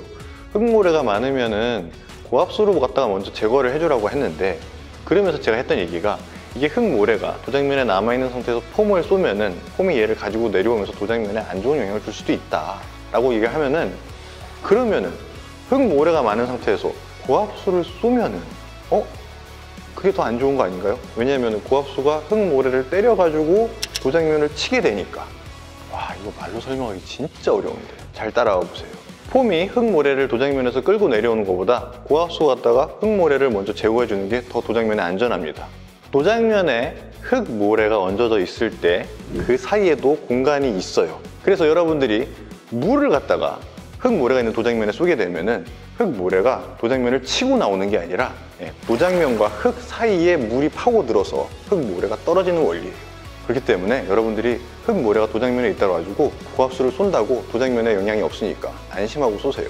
그거보다는 스노우폼에 의해서 흙모래가 도장면을 끌고 내려가는 게 좀 더 위험할 수 있다. 저희는 이렇게 판단을 하고 있습니다. 물론 그 스노우폼이 흙모래를 가지고 내려간다고 해서 막 도장면에 흠집이 생기거나 막 그런 건 아닙니다. 근데 그게 더 위험할 수 있다. 이렇게 판단을 하는 거예요. 그리고 셀프 세차장인데 이제 지방 쪽에 계시는 분들은 아예 폼렌스조차 달려있지도 않고 고압수에도 퀵 커플러가 없어서 개인용 폼렌스도 사용할 수 없는 그런 환경에 계신 분들이 있을 거예요. 이런 분들은 스노우폼을 어떻게 쓸 수 있느냐, 아니면 굳이 내가 스노우폼을 꼭 해야 되나요? 이런 의문을 가지고 계신 분들이 있잖아요. 이럴 때는 여러분 고압수, APC, 스노우폼 세 가지 중에서 스노우폼을 제외시키세요. 흙모래가 있던 없던 이런 분들은 고압수를 먼저 쓰시고 시트러스 뿌리고 고압수를 헹구고, 일반적인 환경에서는 제가 아까 맨 처음에 말씀드린 것처럼 흙모래가 많다 그럼 고압수 먼저, 그 다음에 프리워시제, 그 다음에 스노우폼 한꺼번에 고압수를 헹군다. 오염물이 굵은 오염물이 많이 없다 그러면은 프리워시제, 스노우폼, 고압수를 헹군다. 이렇게 정리하시면 됩니다.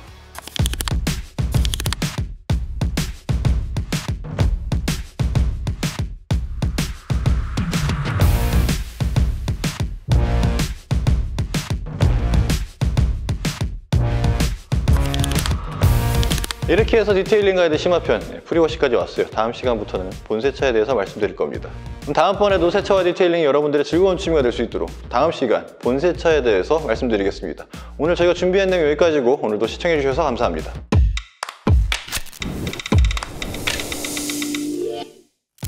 안녕하세요, ADK 태호입니다. 오늘도 디테일링 가이드 심화편, 오늘은 본세차 관련된 내용으로 할 거예요. 자, 오늘까지 해서 프리워시까지도 잘 따라오셨죠? 저희가 프리워시까지만 해도 내용이 꽤 되죠. 본세차도 말씀드릴 게 많이 있습니다.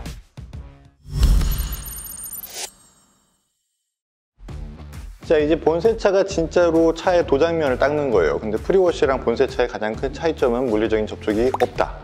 본세차부터는 물리적인 접촉이 있다. 요거의 차이점 꼭 기억하시고, 본세차에서도 프리워시 과정에서부터 쭉 제거해오던 오염물 3가지 있죠. 그거에 대해서 제거를 하는 거예요. 3가지 말씀드린 게 흙먼지, 덜트라는 거, 그 다음에 공기 중에 섞여 있는 기름때, 그라임이라는 거, 그 다음에 얇은 막으로 남는 거 있다고 그랬죠. 트래픽 필름. 그런데 본세차 가면은 여러분들이 프리워시를 제대로 했으면은 요 트래픽 필름 일부 남아있는 요것만 제거하는 것이라고 보면 돼요. 여러분들이 기본적으로 본세차 할 때 사용되는 준비물, 그거부터 간략하게 말씀을 드릴게요. 일단 카샴푸가 당연히 있어야 되겠죠. 그 다음에 물리적으로 접촉할 워시미트, 그 다음에 워시미트를, 카샴푸를 워시미트에 짜서 바르는 게 아니잖아요. 그거를 희석할 버킷이 있어야 됩니다. 그 다음에 굉장히 중요한 도구, 그립가드. 요거까지 있으면 여러분들이 본세차 할 준비가 된 거예요. 초보분들은 버킷이 하나만 있어도 괜찮아요. 대신에 어느 정도 좀 더 안전하게 하고 싶다 그러면 버킷을 2개를 준비하면 됩니다. 버킷을 2개 준비하는 이유는, 하나는 카샴푸를 희석해서 담을 곳이에요. 또 하나는 맑은 물을 담을 곳이에요.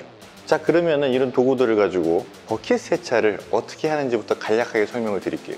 버킷은 여러분들이 시중에서 흔히 구할 수 있는 용량이 16L에서 20L 정도 사이가 될 거예요. 거기에 물을 반 이상을 꼭 채우세요. 그 다음에 그립가드는 한쪽에만 넣으면 됩니다. 양쪽에 다 넣을 필요가 없어요. 그 한쪽이 어디냐? 헹구는 쪽에다 넣으시면 돼요. 카샴푸를 희석하는 버킷에는 그립가드를 굳이 넣으실 필요가 없습니다. 그렇게 해서 여러분들이 카샴푸를 희석한 버킷에서 워시미트를, 그 물을 떠가지고 차량을 닦으시면 돼요. 위에서부터 아래로 지그재그 모양으로 내려오시면 돼요. 아주 맨 아래쪽을 닦았다, 한 판내를. 그러면은 맑은 물 담겨 있는 곳 있죠, 그립가드가 있는 곳. 그 안에다가 워시미트를 헹궈 주시면 돼요. 워시미트를 헹굴 때 주의할 점은 그냥 위에서 헹구는 게 아니라 워시미트를 바닥에 대고선, 그립가드에 대고선 좌우로 문질러서 워시미트에 묻어있는 오염물, 걔네들을 그립가드를 이용해서 떨궈주는 거예요. 그 다음 판넬로 가서 다시 카샴푸가 담겨있는 버킷에 물을 떠가지고 차량을 닦으면 되는 거죠. 이 순서대로 쭉 가시면 됩니다. 이렇게 투버킷 세차에서 워시미트질을 할 때 여러분들이 주의할 거는 하나밖에 없어요.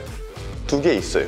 자, 차량을 지그재그로 닦아가지고 맨 하단을 닦았다. 그럼 반드시 헹군다. 두 번째는 워시미트 갖다 닦는데 너무 과하게 힘줘서 닦지 않는다. 이 2가지만 명심하시기 바랍니다.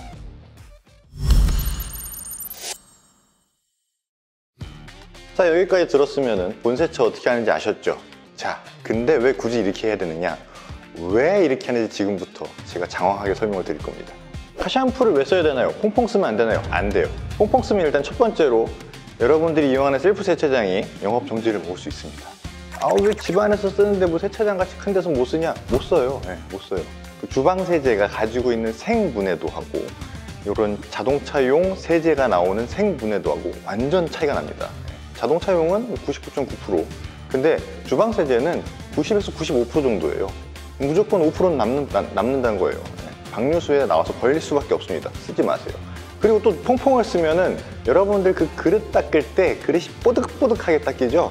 차가 뽀득뽀득하게 닦입니다. 그게 무슨 말이냐면은 마찰력이 엄청 올라가서 여러분들이 퐁퐁 갖다 세차할 때 차에 뽀득뽀득거리면서 흠집을 내고 있다는 뜻이에요. 카샴푸 갖다 닦으면은 매우 부들부들하게 촥 미끄러지면서 닦입니다. 윤활력이 엄청 높거든요. 그래서 카샴푸를 쓰셔야 돼요. 카샴푸를 고를 때는 희석 비율이 1:500인 이상을 고르는 게 좋습니다. 제가 조금 전에 퐁퐁 얘기하면서 윤활력, 마찰력 이 부분을 얘기했죠. 카샴푸에 표기되어 있는 희석 비율은 윤활력을 표시한 거예요.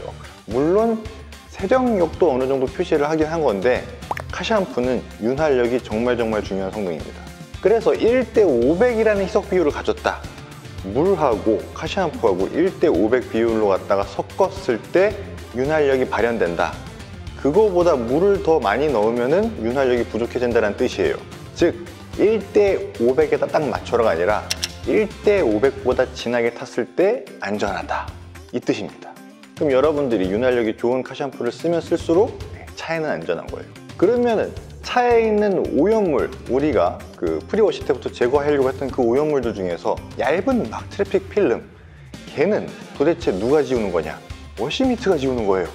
그래서 워시미트가 걔를 제거하기 위해서 도장면을 움직일 때 상처 안 나게 해주는 거, 그 역할이 바로 카샴푸가 하는 역할입니다.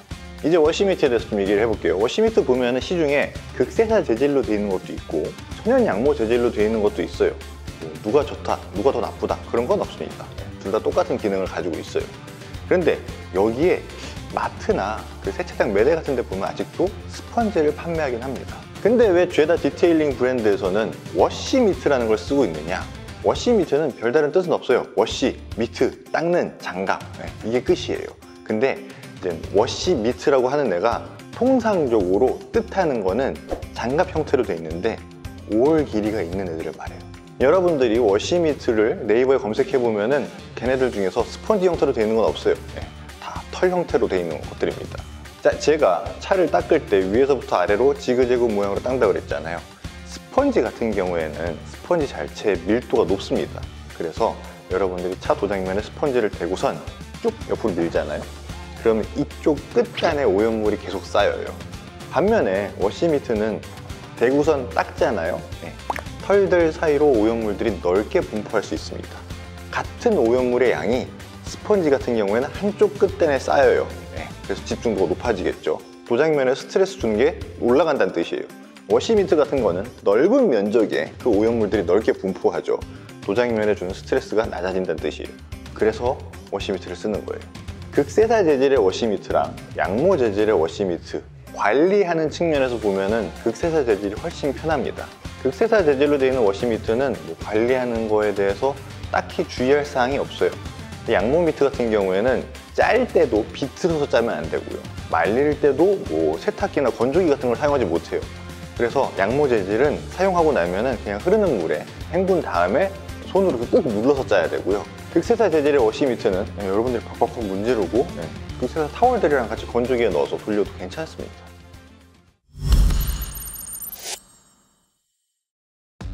자, 그 다음에 그립가드 설명드릴게요. 그립가드, 이게 그립가드예요. 사이즈가 그렇게 크진 않죠. 버킷 밑바닥에 가득 찰 정도의 사이즈입니다. 여러분들이 세차를 이제 시작하려고 동호회나 이런 데 막 알아보고 하다 보면은 장비들의 금액이 쭉 나오잖아요.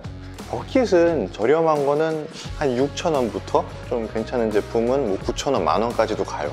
근데 그립가드 이 조그만 애가 검색해보면 이상하게 12,000원입니다. 원가 얼마 안 들었을 것 같은데 이상하게 비싸죠. 그립가드라는 회사에서 파는 그립가드라는 제품이에요. 요거 외에 더트 트립 여러 가지들 많이 있거든요. 그렇게 버킷 안에 집어넣는 요 그립가드, 밑 그립가드처럼 생긴 애들의 역할, 그 역할이 뭐냐면은 여러분들이 워시 미트로 도장면을 닦으면은 워시 미트에 넓게 오염물들이 분포하게 된다고 그랬잖아요. 그러면은 그 워시 미트에 붙어있는 오염물을 떨어뜨려야지 다음 판넬 닦을 때 여러분들이 안전하게 세차를 할 수 있는 거잖아요. 얘가 그 역할을 해요. 이쪽 면에다가 워시 미트를 문지르게 되면은 워시 미트에 묻어있던 오염물들이 밑으로 떨어지게 됩니다. 그런데 이 그립가드의 가장 큰 역할이 뭐냐면은 밑으로 떨어진 오염물을 위로 올라오게 하는 걸 막는 거예요. 그립가드에 보면은 이런 날개판이 있어요. 이런 날개판이 물을 돌지 못하게 만들어요. 무슨 얘기냐면은 여러분들 원통 안에 있는 소주 같은 거 예를 들어 봅시다. 소주를 갖다 좌우로 흔들면 어떻게 되죠? 안에서 회오리 칩니다. 여러분들이 버킷 안에서 물을 좌우로 흔들게 되면은 회오리가 칠 수 있어요. 그렇게 회오리가 치게 되면은 밑에 있는 오염물이 위로 굉장히 쉽게 올라오겠죠. 그런데 그립가드 같은 경우에 요 밑에 있는 날개판 때문에 밑에 있는 물이 돌질 못합니다. 즉 밑에는 회오리가 치지 않아서 바닥에 가라앉은 오염물이 위로 올라오는 것을 방지한다는 뜻이죠. 그래서 여러분들은 그립가드를 맑은 물이 담겨있는 헹구는 버킷에만 넣으면 되는 거예요.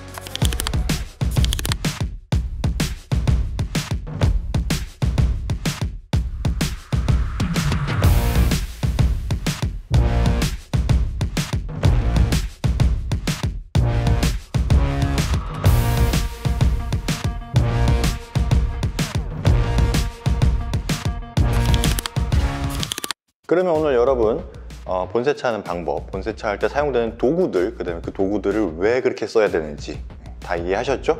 그럼 다음번에도 세차와 디테일링이 여러분들의 즐거운 취미가 될 수 있도록 다음 편은 본세차 2편입니다. 아직도 할 얘기가 많이 남았어요. 그 영상 가지고 찾아오겠습니다. 오늘 저희가 준비한 내용 여기까지고 오늘도 시청해 주셔서 감사합니다.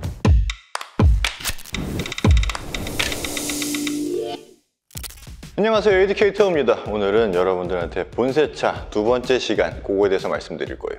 자, 제가 저번 시간에는 굉장히 정석적인 버킷 두 개를 가지고 하는 투버킷 세차에 대해서 말씀을 드렸죠. 오늘 처음 말씀드릴 거는 원버킷 세차에 대해서 말씀을 드릴 거예요. 초보자들은 셀프 세차장 가는데 장비를 처음부터 버킷 두 개 구매하는 것도 좀 부담이 되고, 그 18리터의 물을 가득 담아서 걔네를 들고 다니는 것도 굉장히 힘든 일이거든요. 셀프 세차장 가면은 세차 부스에서 물을 뜰 수 있는 개수대까지 거리가 좀 됩니다. 그러면 양쪽에 뭐 18리터 버킷이라고 해도 16리터씩 채운다고 하면은 32kg를 들고 와야 되다 보니까 쌀포대보다 무거운 걸 들고 와야 되는 거예요. 그냥 뭐 트렁크 용량도 있고 뭐 여러 가지 이유로 많은 분들이 원버킷 세차를 합니다. 원버킷 세차를 해도 되나요? 원버킷 세차가 안전한가요? 라고 물어보시면 당연히 투버킷 세차보다는 안전하지 않아요. 근데 여러분들이 투버킷 세차만 주구장창하다 힘들어가지고 세차를 포기하게 만들면 안 되잖아요. 그래서 원버킷 세차도 괜찮습니다 라고 말씀드리는 거예요. 원버킷 세차라는 거는 워시미트를 헹구는 버킷이랑 카샴푸가 담겨있는 버킷이랑 같이 쓰는 거잖아요. 그러다 보니까 오염물이 아무래도 카샴푸 물이랑 완전히 섞이는 걸 방지해주기 위해서 바닥에 그립가드를 2개 넣으시는 걸 추천드려요. 그리고 쓰다 보면은 물이 모자랄 수가 있다 보니까 물을 최대한 가득 담으세요. 이렇게 해도 모자랄 수가 있어요. 중형 세단, SUV 이상으로 가시는 분들은 버킷을 무조건 20리터짜리를 골라가지고 원버킷 세차하는 걸 추천드립니다. 그 외에 이제 여러분들이 세차하면서 워시미트 뭐 움직이는 방법 이런 것들은 다 똑같아요. 그립가드를 2개 넣는다. 아니면 뭐 그립가드랑 더트 트랩 이렇게 뭐 섞어서 넣는다. 이런 식으로 오염물이 떠오르는 거를 방지해주는 그 장비들 있죠. 얘네들을 2개 넣는 거를 추천드리는 겁니다. 자, 제가 본세차 1편에서 카샴푸 희석 비율이 1대 500인 애를 추천드립니다. 그게 안전합니다. 윤활유가 좋습니다. 뭐 이런 얘기를 했잖아요. 그런데 1대 500짜리는 그나마 좀 계산하기가 편하거든요. 근데 1대 700짜리를 물 15리터 담긴 거에다가 1대 700 희석 비율을 넣으려면은 벌써 계산이 안 되죠. 카샴푸를 정확하게 희석하고 싶은 분들은 뭐 딜루션 지구 같은 그런 것들을 이용해 가지고 희석 비율을 정확하게 맞춰서 희석하고는 하는데, 그게 귀찮으신 분들은 정말 쉬운 방법이 있어요. 카샴푸를 쭉 짜면 됩니다. 쭉 언제까지 짜냐? 여러분이 카샴푸를 딱 쥐었는데 안 나올 때까지. 그럼 너무 많이 들어가는 거 아니에요? 뭐 벌벌. 전혀 많이 들어가지 않습니다. 왜냐면은 여러분들이 실제로 40ml짜리 딜루션 지구에다가 카샴푸를 쭉 짜보세요. 그거보다 조금 더 많이 나와요. 뭐 16리터, 18리터에다가 반 조금 넘게 물을 담았다, 10리터 정도 담았다라고 한 상태에서 여러분들이 카샴푸를 40ml 넣잖아요. 1대 400이 되는 거예요. 거기서 조금 더 넣으면은 좀 더 안전하게 윤활력이 잘 발현되는 카샴푸 희석액을 만들어 놓은 겁니다. 그래서 여러분들이 1대 500짜리든 1대 1000짜리든 1대 1600짜리든 이렇게 쭉 짜놓으면은 그냥 만들어진 거예요.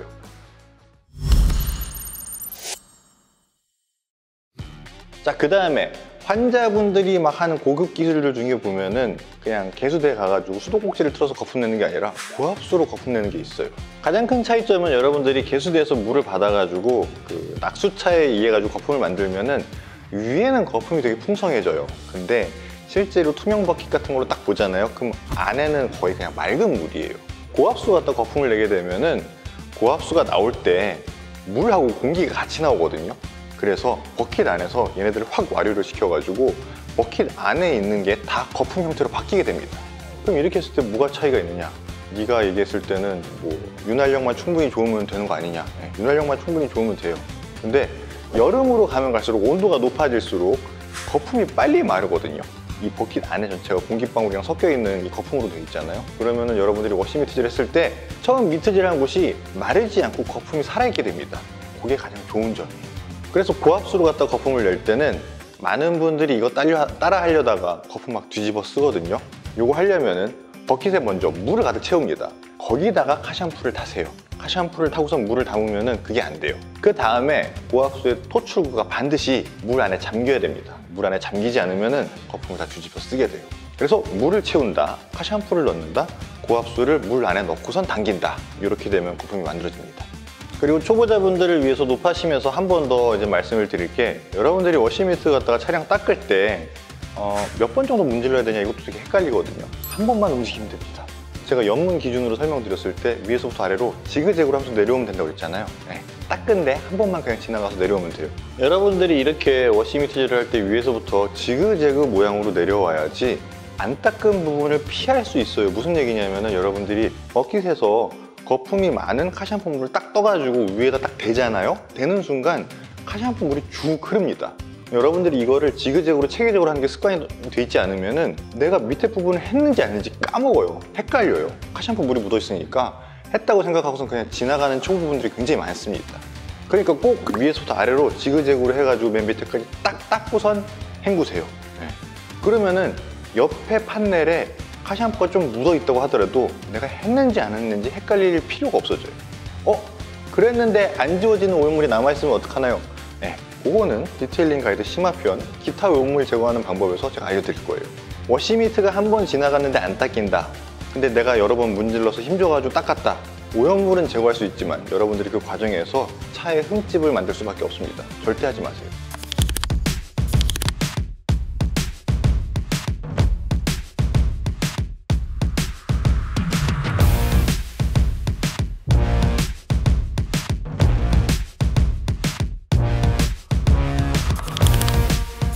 자, 이렇게 본세차가 끝나고 났으면 여러분들 고압수 갖다가 카샴푸 남아있는 것들 깨끗하게 다 헹궈주면 본세차가 끝나는 거예요. 고압수로 깨끗하게 헹구는 방법은 저희가 프리워시 1편에서 고압수 사용하는 방법 다 설명드렸죠. 그거 참고하셔가지고 꼼꼼하게 헹궈주시면 됩니다. 다음번에도 세차와 디테일링이 여러분들의 즐거운 취미가 될 수 있도록 다음 편은 물기 제거해야죠. 드라잉 하는 방법에 대해서 설명드리겠습니다. 오늘 저희가 준비한 내용 여기까지고 오늘도 시청해주셔서 감사합니다.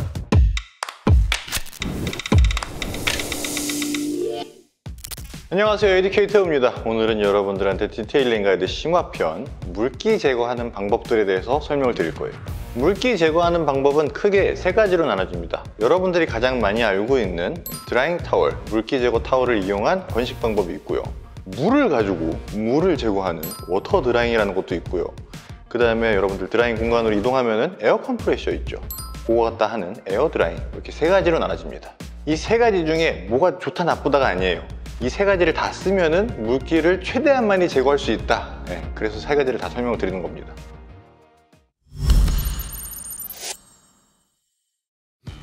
순서대로 하나씩 설명을 드릴게요. 여러분들이 맨 처음에 해야 될 게 물 가지고 물을 제거하는 방법입니다. 여러분들이 고압수로 갔다가 본세차 끝나고 나서 다 헹궜잖아요. 근데 고압수는 나가는 물방울 알갱이가 굉장히 작아요. 그래서 여러분들이 고압수로 딱 헹구고 나면은 조그만 물방울들이 차 전체에 덮여 있을 거예요. 이 상태에서 여러분들이 드라잉 타올을 쫙 펼쳐가지고 물기를 닦잖아요. 본네트 닦고 나면은 드라잉 타올이 다 젖어가지고 짜야 하는 상황이 옵니다. 그래서 여러분들이 그 세차 부스 안에서 고압수로 갖다 다 헹궜잖아요. 요거 다음에 해줘야 될 게 보면은 저희 디테일링 영상들에서 보면은 물 가지고 그 호스 물 틀어가지고 물들을 갖다 다 흘려보내는 게 있거든요. 이렇게 되면은 물은 물하고 굉장히 친하기 때문에 큰 물들이 그 조그만 물방울들을 가지고선 다 흘러 내려가게 돼요. 그러면 실질적으로 도장면에 남아있는 물은 얼마 안 남아있게 됩니다. 이 상태에서 여러분들이 드라이잉 타월 갖다가 물기 제거를 하게 되면은 타월 한 장 가지고 SUV 차량도 다 닦을 수 있어요. 대신에 물 가지고 물을 제거하는 워터 드라잉을 하려면은 전제 조건이 필요해요. 그 전에 코팅을 잘 해놨어야 됩니다. 왜 그러냐면은 이 전에 코팅을 안 해놨잖아요. 여러분들이 고압수를 하건 뭘 하건 뭐 물을 뿌리던 뭐가 됐던 간에 물이 넓게 퍼져가지고 흘러 내려가질 않아요. 그런데 여러분들은 셀프 세차장에서 이 물 호스가 따로 없기 때문에 큰 물을 만들 수가 없잖아요. 이럴 때 되게 간단한 방법이 비커를 사용하는 겁니다. 물방울들이 작게 모여있는 데들 있죠. 본네트에 한 두어 번, 뭐 옆문에 한두 번 이런 식으로 쭉 뿌려주잖아요. 그럼 비커로 던진 물들이 작은 물방울들을 가지고 떨어지게 돼요. 이렇게 물 가지고 어느 정도 제거를 한 다음에 그 다음에 드라잉 공간으로 이동을 하세요. 드라잉 공간으로 이동을 하고 나서 바로 타월로 쓰는 게 아니라 에어 컴프레셔 갖다가 이제부터 에어 드라잉을 해야 됩니다. 왜 에어 드라잉을 먼저 하느냐?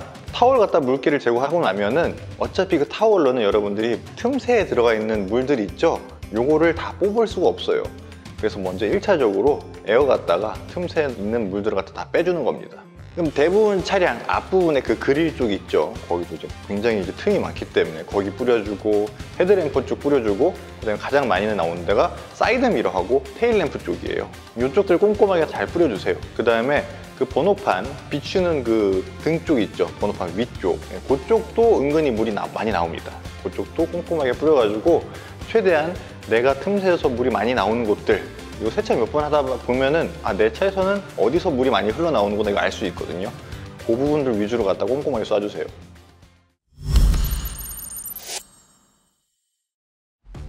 자, 이렇게 에어로 갖다가 틈새에 있는 물들까지 다 빼주고 나면 그 다음에 여러분들이 드라잉 타월 갖다가 물기를 제거해주면 되는데 그런데 많은 분들이 알고 있는 드라잉 타월 쓰는 방법이 뭐냐면은 촥 던져서 잡아 끄는 거예요. 이게 잘못됐다는 게 아니에요. 잘못됐다는 게 아니에요. 네. 코팅을 안 해놨을 때, 즉 워터 드라잉을 할 수 없을 때, 물이 안 흘러내려고 가만히 머무르고 있다고 했잖아요. 이 상태에서 여러분들이 던져서 당기게 되면은 물도 제대로 흡수가 잘 안 될 뿐더러 물 잔사도 많이 남아요. 왜냐하면은 여러분들이 드라잉 타월을 던져서 당기는 그 짧은 시간 동안에 도장면에 남아있는 물을 드라잉 타월이 흡수할 시간이 없어서 그래요. 그래서 흡수가 안 된 물이 그냥 쭉 딸려와서 잔사가 남는 겁니다. 그래서 그럴 때는 그냥 여러분들이 드라잉 타월을 양손으로 잡고선 도장면을 닦아주는 게 좋아요. 그리고 코팅층이 없는 상태에서는 완전 바삭바삭하게 마른 드라잉 타월이 있죠. 얘네들도 좀 거친 편이거든요. 도장면 그 강도에 비해서. 이럴 때는 드라잉 타월을 살짝 적셔준 상태에서 사용하는 게 좀 더 안전합니다. 그런데 뭐 어딘가에 닦아야 될 거 아니에요. 내가 일부러 드라잉 타월을 적실 수는 없잖아요. 이렇게 닦기 가장 좋은 데가 유리면이에요. 그래서 유리면을 먼저 닦아주면은 타월이 어느 정도 살짝 젖어요. 그거 갖다가 도장면을 닦아주는 게 더 안전합니다. 근데 문제가 뭐냐면은 이 안쪽 같은 거 닦을 때, 특히 힌지 쪽이나 트렁크 그 겉부분 닦을 때 있잖아요. 트렁크 열고 나서 그 안쪽 닦을 때 보면은 그 부분들은 우리가 사실 세정을 잘 안 했기 때문에 오염물들이 남아 있을 수 있어요. 여러분들이 도장면에 사용하는 드라잉 타월을 그냥 쓰는 거는 조금 위험해요. 아니면은 이 부분들을 닦을 때는 외부의 물기를 다 제거하고 나서 그 다음에 제일 마지막으로 닦아주세요.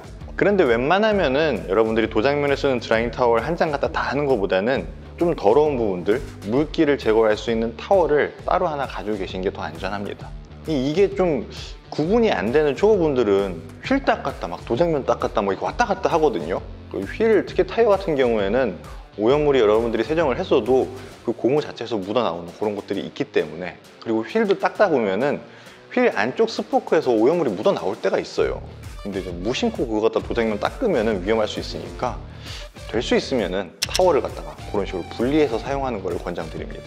그런데 이렇게 이제 일반적으로 여러분들이 뭐 매주 코팅도 잘 하고 이렇게 했을 때는 물기 제거할 때 별로 주의할 건 없어요. 근데 되게 오랜만에 세차를 한다, 6개월 동안 내가 너무 바빠가지고 방치를 했다, 이런 경우에 가끔 가다 보면은 뭐 그동안 코팅하는 것도 까먹고 뭐 여러 가지 이유에 의해서 세차를 딱 하고 나면은 코팅제 다 날아가서 친수 상태가 딱 될 때가 있거든요.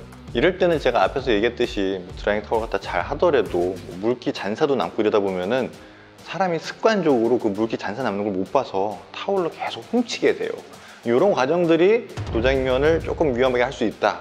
여러분들이 오랜만에 세차를 했는데 고압수 딱 헹구는 과정에서 보니까 친수더라, 그러면은 습식 코팅제나 드라잉 에이드, 뭐 저희 것 같은 경우에는 탑글로스 샤인 같은 거 있거든요. 그런 것들 뿌려가지고 물로 한 번 더 헹궈주면은 코팅이 됩니다. 그 다음부터 제가 지금 설명드린 워터 드라잉 하고 드라잉 공간 가가지고 에어 컴프레셔로 갖다가 틈새 물들 빼주고 그 다음에 드라잉 타월 갖다 물기 제거해주는 게 훨씬 수월할 거예요.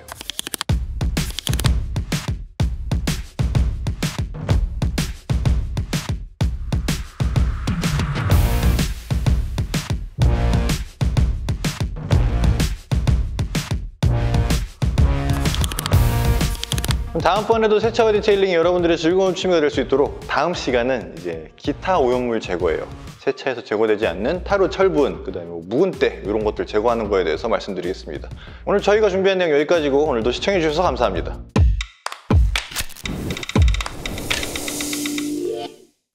안녕하세요, ADK 태우입니다. 오늘은 디테일링 가이드 심화편, 세차에서 제거되지 않는 기타 오염물들 제거하는 것에 대한 내용을 가지고 말씀을 드리려고 합니다. 오늘 들어가기 전에 저희가 한번 여러분들한테 다시 한번 짚어줘야 될 게 있을 것 같아가지고 말씀을 한번 더 드릴게요. 디테일링은 폴리싱을 제외하면은 세정과 코팅으로 이루어져 있다. 그리고 또 한 가지 말씀드릴 게 습식 작업하는 거랑 건식 작업하는 거랑 이렇게 나눠져 있다. 요거를 제가 1편에서 설명을 드렸었죠. 오늘 이거를 말씀드리는 이유가 기타 오염물을 제거하는 것들 보면은 물을 사용해서 제거하는 습식 방식으로 제거하는 것들이 있고 건식으로 제거하는, 물을 사용하지 않는 것들이 있습니다. 그래가지고 미리 말씀을 드리고 시작을 하는 거예요.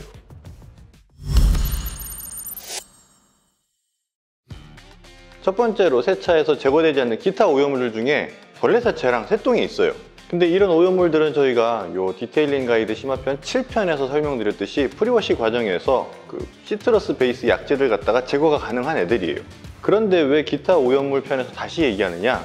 지금 말씀드린 두 가지 오염물, 벌레사체랑 새똥은 얘네들이 pH가 산성입니다. 그래서 그냥 놔뒀을 때 조금 오래 방치했다가 제거를 하면은 그 벌레사체랑 새똥들은 제거가 되지만 도장면을 파고든 자국들이 남을 때가 있어요. 얘네들은 세차해도 제거가 되지 않습니다. 그렇기 때문에 여러분들이 이 오염물을 제거하는 방법, 1차적으로 시트러스 베이스 약재 갖다가 제거를 합니다.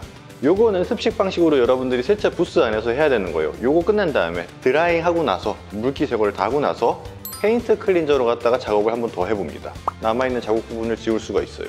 이렇게까지 2차로 갖다 페인트 클린저 작업까지 하고 나면 웬만하면 다 지워집니다. 그런데 지워지지 않을 때가 있어요.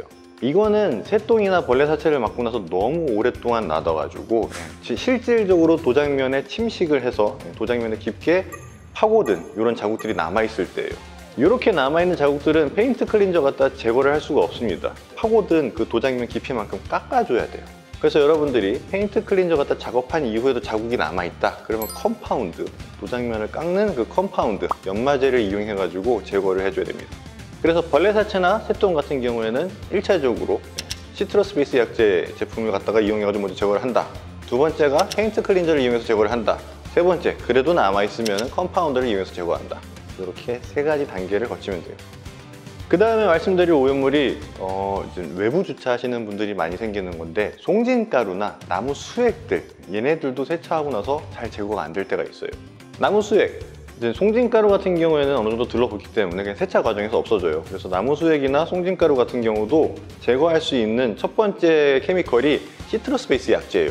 얘네들 당연히 습식으로 사용하는 거죠. 그래서 일단 세차하는 과정에서 어느 정도 제거가 됩니다.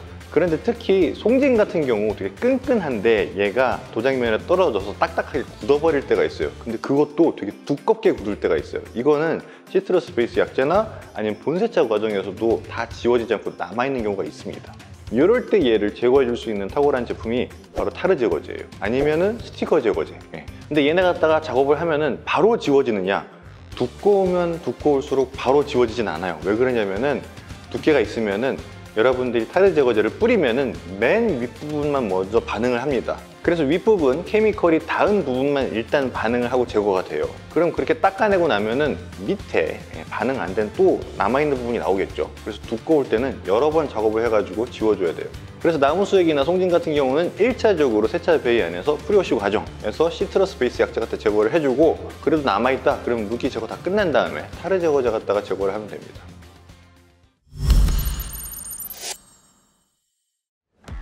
그 다음으로 말씀드릴 세차에서 제거되지 않는 기타 오염물 중에 워터스팟이 있습니다. 뭐 물때, 워터스팟 여러 가지 이름으로 불리긴 하는데 얘 원인이 물이 마르면서 생긴 자국이거든요. 근데 종류에 따라 가지고 여러 가지가 있습니다. 일단 첫 번째로 생기는 워터스팟 같은 경우에는 그냥 비 때문에 생기는 워터스팟이 가장 흔한 걸 거예요. 우리나라는 여러 가지 원인으로 인해 가지고 뭐 봄이든 겨울이든 사시사계절 산성비, 산성눈이 내리다 보니까 얘네들이 도장면에 맞고 나서 마르게 되면은 좀 워터스팟이 좀 강하게 생깁니다. 그리고 어차피 비 내릴 때 보면은 얘가 그냥 투명한 깨끗한 물이 아니잖아요. 떨어질 때 공기 중에는 여러 가지 오염물도 같이 가지고 떨어지기도 하고 그 안에 들어있는 미네랄이라든지 여러 가지 성분들이 있거든요. 걔네들이 보면은 빗방울이 딱 떨어져가지고 이제 물자국이 생겼잖아요. 얘네들이 마를 때 이 안에 있는 성분들이 물 가장자리로 집중됩니다. 마르면서. 그래가지고 여러분들 이상하게 물 마른 자국 보면은 동그랗게 가장자리에만 뭐가 껴있는 것처럼 보이죠. 이렇게 비 맞는 거 말고 여러분들이 세차를 해도 물을 쓰긴 쓰니까 그 세차한 이후에 드라잉이 제대로 안 돼가지고 틈새나 이런 데서 흘러나오는 물들 있잖아요. 얘네들도 말라도 물 자국이 생기죠.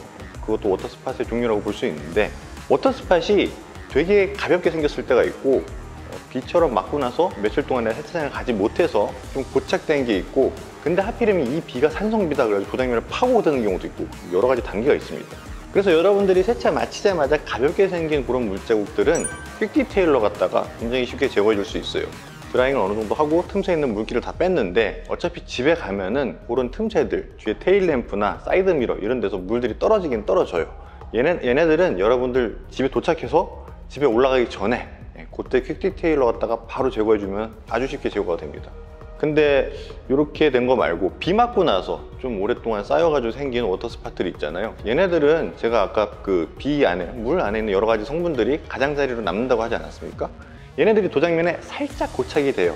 세차해도 제거가 안 될 때가 있는 거예요. 이런 거는 여러분들이 세차하고 나서 페인트 클렌저 갖다가 작업을 해주면 됩니다.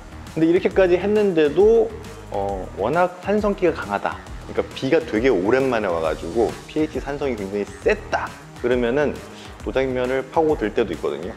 이럴 때는 아까 처음에 설명드렸던 벌레 사체나 새통처럼 도장면 클리어층을 어느 정도 파고든 거기 때문에 결국 컴파운드 갖다가 깎아서 제거를 해야 됩니다.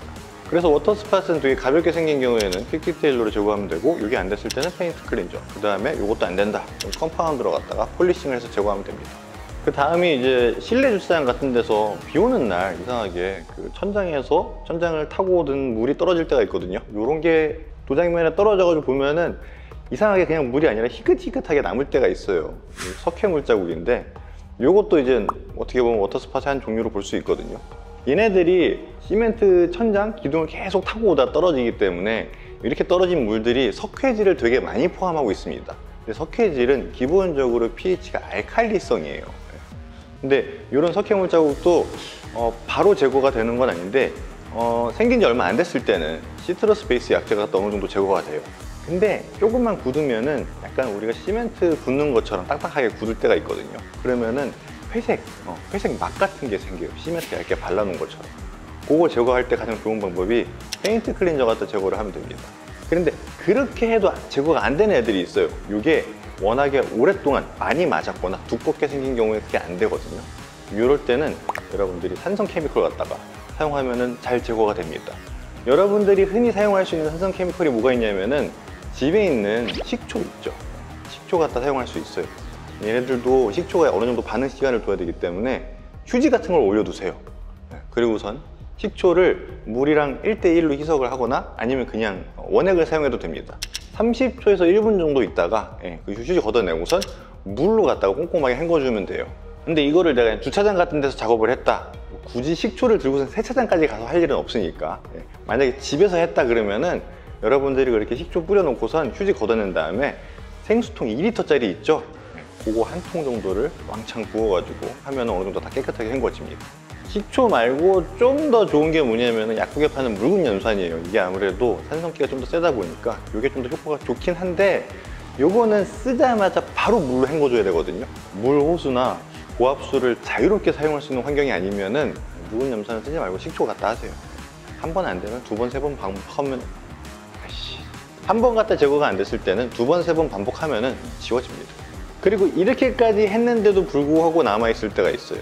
이럴 때는 마찬가지로 최후 수단인 컴파운드 갖다가 핸드 폴리싱을 해서 제거를 해야 됩니다.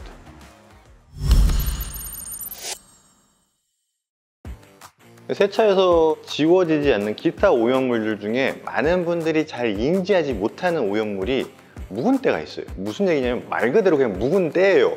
세차를 해도 도장면 위에 켜켜이 쌓이고 있는 오염물이 있어요. 되게 균등하게 쌓입니다. 그래서 여러분들이 딱 차를 봤을 때 차량 전체가 되게 균등하게 색감이 줄어들어요. 그래가지고 맨 처음에 도장면 상태를 내가 비교할 수 있는 부분이 없다 보니까 이게 묵은 때가 쌓였는지 안 쌓였는지 되게 애매할 때가 있어요. 이런 거 차 전체에 있는 이 묵은 때를 싹 다 벗겨줄 때 가장 효과적인 제품이 바로 페인트 클렌저예요. 그래서 차량 전체에 이런 묵은 때를 제거를 해주는 게 아무래도 왁스 발랐을 때 광 올라오는 거나 차량의 색감이 살아나는 거나 이런 부분에서 만족도가 굉장히 높기 때문에 페인트 클렌저로 묵은 때를 제거하는 이 작업은 한 6개월에 한 번이나 또는 1년에 한 번, 요 사이에 한 번 정도만 해주시면 돼요. 그러면은 겉에 있는 묵은 때들이 싹 다 사라지면서 색감도 굉장히 살아나고, 여러분들이 코팅제 발랐을 때 그 광택감, 그것도 굉장히 만족감이 높아지게 됩니다. 이 페인트 클렌저로 묵은 때를 6개월에서 아니면 1년 요 사이에 한번 차량 전체를 작업하는 게 쉬운 일은 아니에요. 정말 체력적으로 버거운 일이긴 합니다. 왜냐면 왁스나 코팅제 바르는 거에 비해서 좀 더 힘들어요. 이럴 때 이거를 하루에 다 끝내려고 하지 마세요. 이게 하다가 오히려 지쳐버릴 수도 있으니까 한 판넬씩 세차 갈 때마다 나누는 것도 굉장히 좋은 방법이에요. 이번 주는 운전석 옆문을 페인트 클렌징을 했다 그러면은 다음 주 세차하러 갈 때 뒷문을 해주면 돼요. 그래서 그 다음 주에는 이제 보조석 쪽, 그래서 그 또 다음 주에는 이제 뒷문 쪽, 그다음에 뭐 본네트, 천장, 그다음에 이제 트렁크 이런 식으로 나눠가지고 작업을 하면 됩니다. 그래서 페인트 클리저 작업한 날은 작업한 부위는 그냥 퀵 디테일로만 바로 우선 마무리해 주세요. 뭐 그런 식으로 쭉 진행해 나가면은 나눠서 작업할 수 있습니다. 근데 페인트 클리저가 쉽게 또 지울 수 있는 오염물들이 있는데, 가장 흔한 게 여러분들 주차하다가 주차봉 같은 거 범퍼에 이렇게 살짝 부딪힐 때 있죠. 이런 것들 제거하기 굉장히 좋거든요. 세게 부딪혔으면은 도장면을 살짝 훑고 지나갔기 때문에 도장면에 페인 자국이 생길 수가 있어요. 근데 이런 주차봉이나 그 주차 기둥에 있는 그 부딪히는 거 방지하는 그 고무 뭐라고 해야 돼, 보호대 그런 거 있거든요. 검은색 그렇게 묻은 것들, 도장면 위에 묻은 것들은 페인트 클렌저가 딱 쉽게 지울 수 있습니다.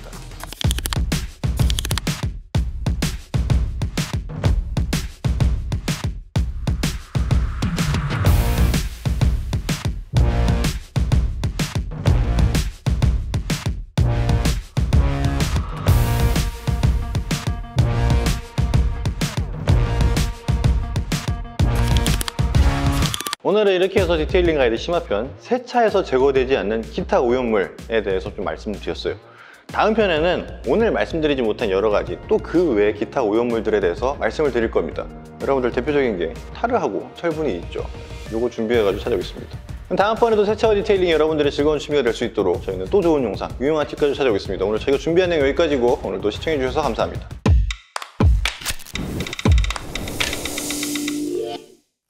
안녕하세요, 에듀케이터입니다. 오늘은 여러분들 세차에서 제거되지 않는 기타 오염물 두 번째 시간을 가져왔습니다.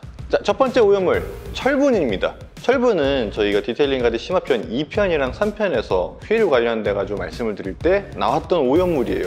브레이크 그 안에 브레이크 패드에서 나오는 분진가루가 주성분이 철분입니다.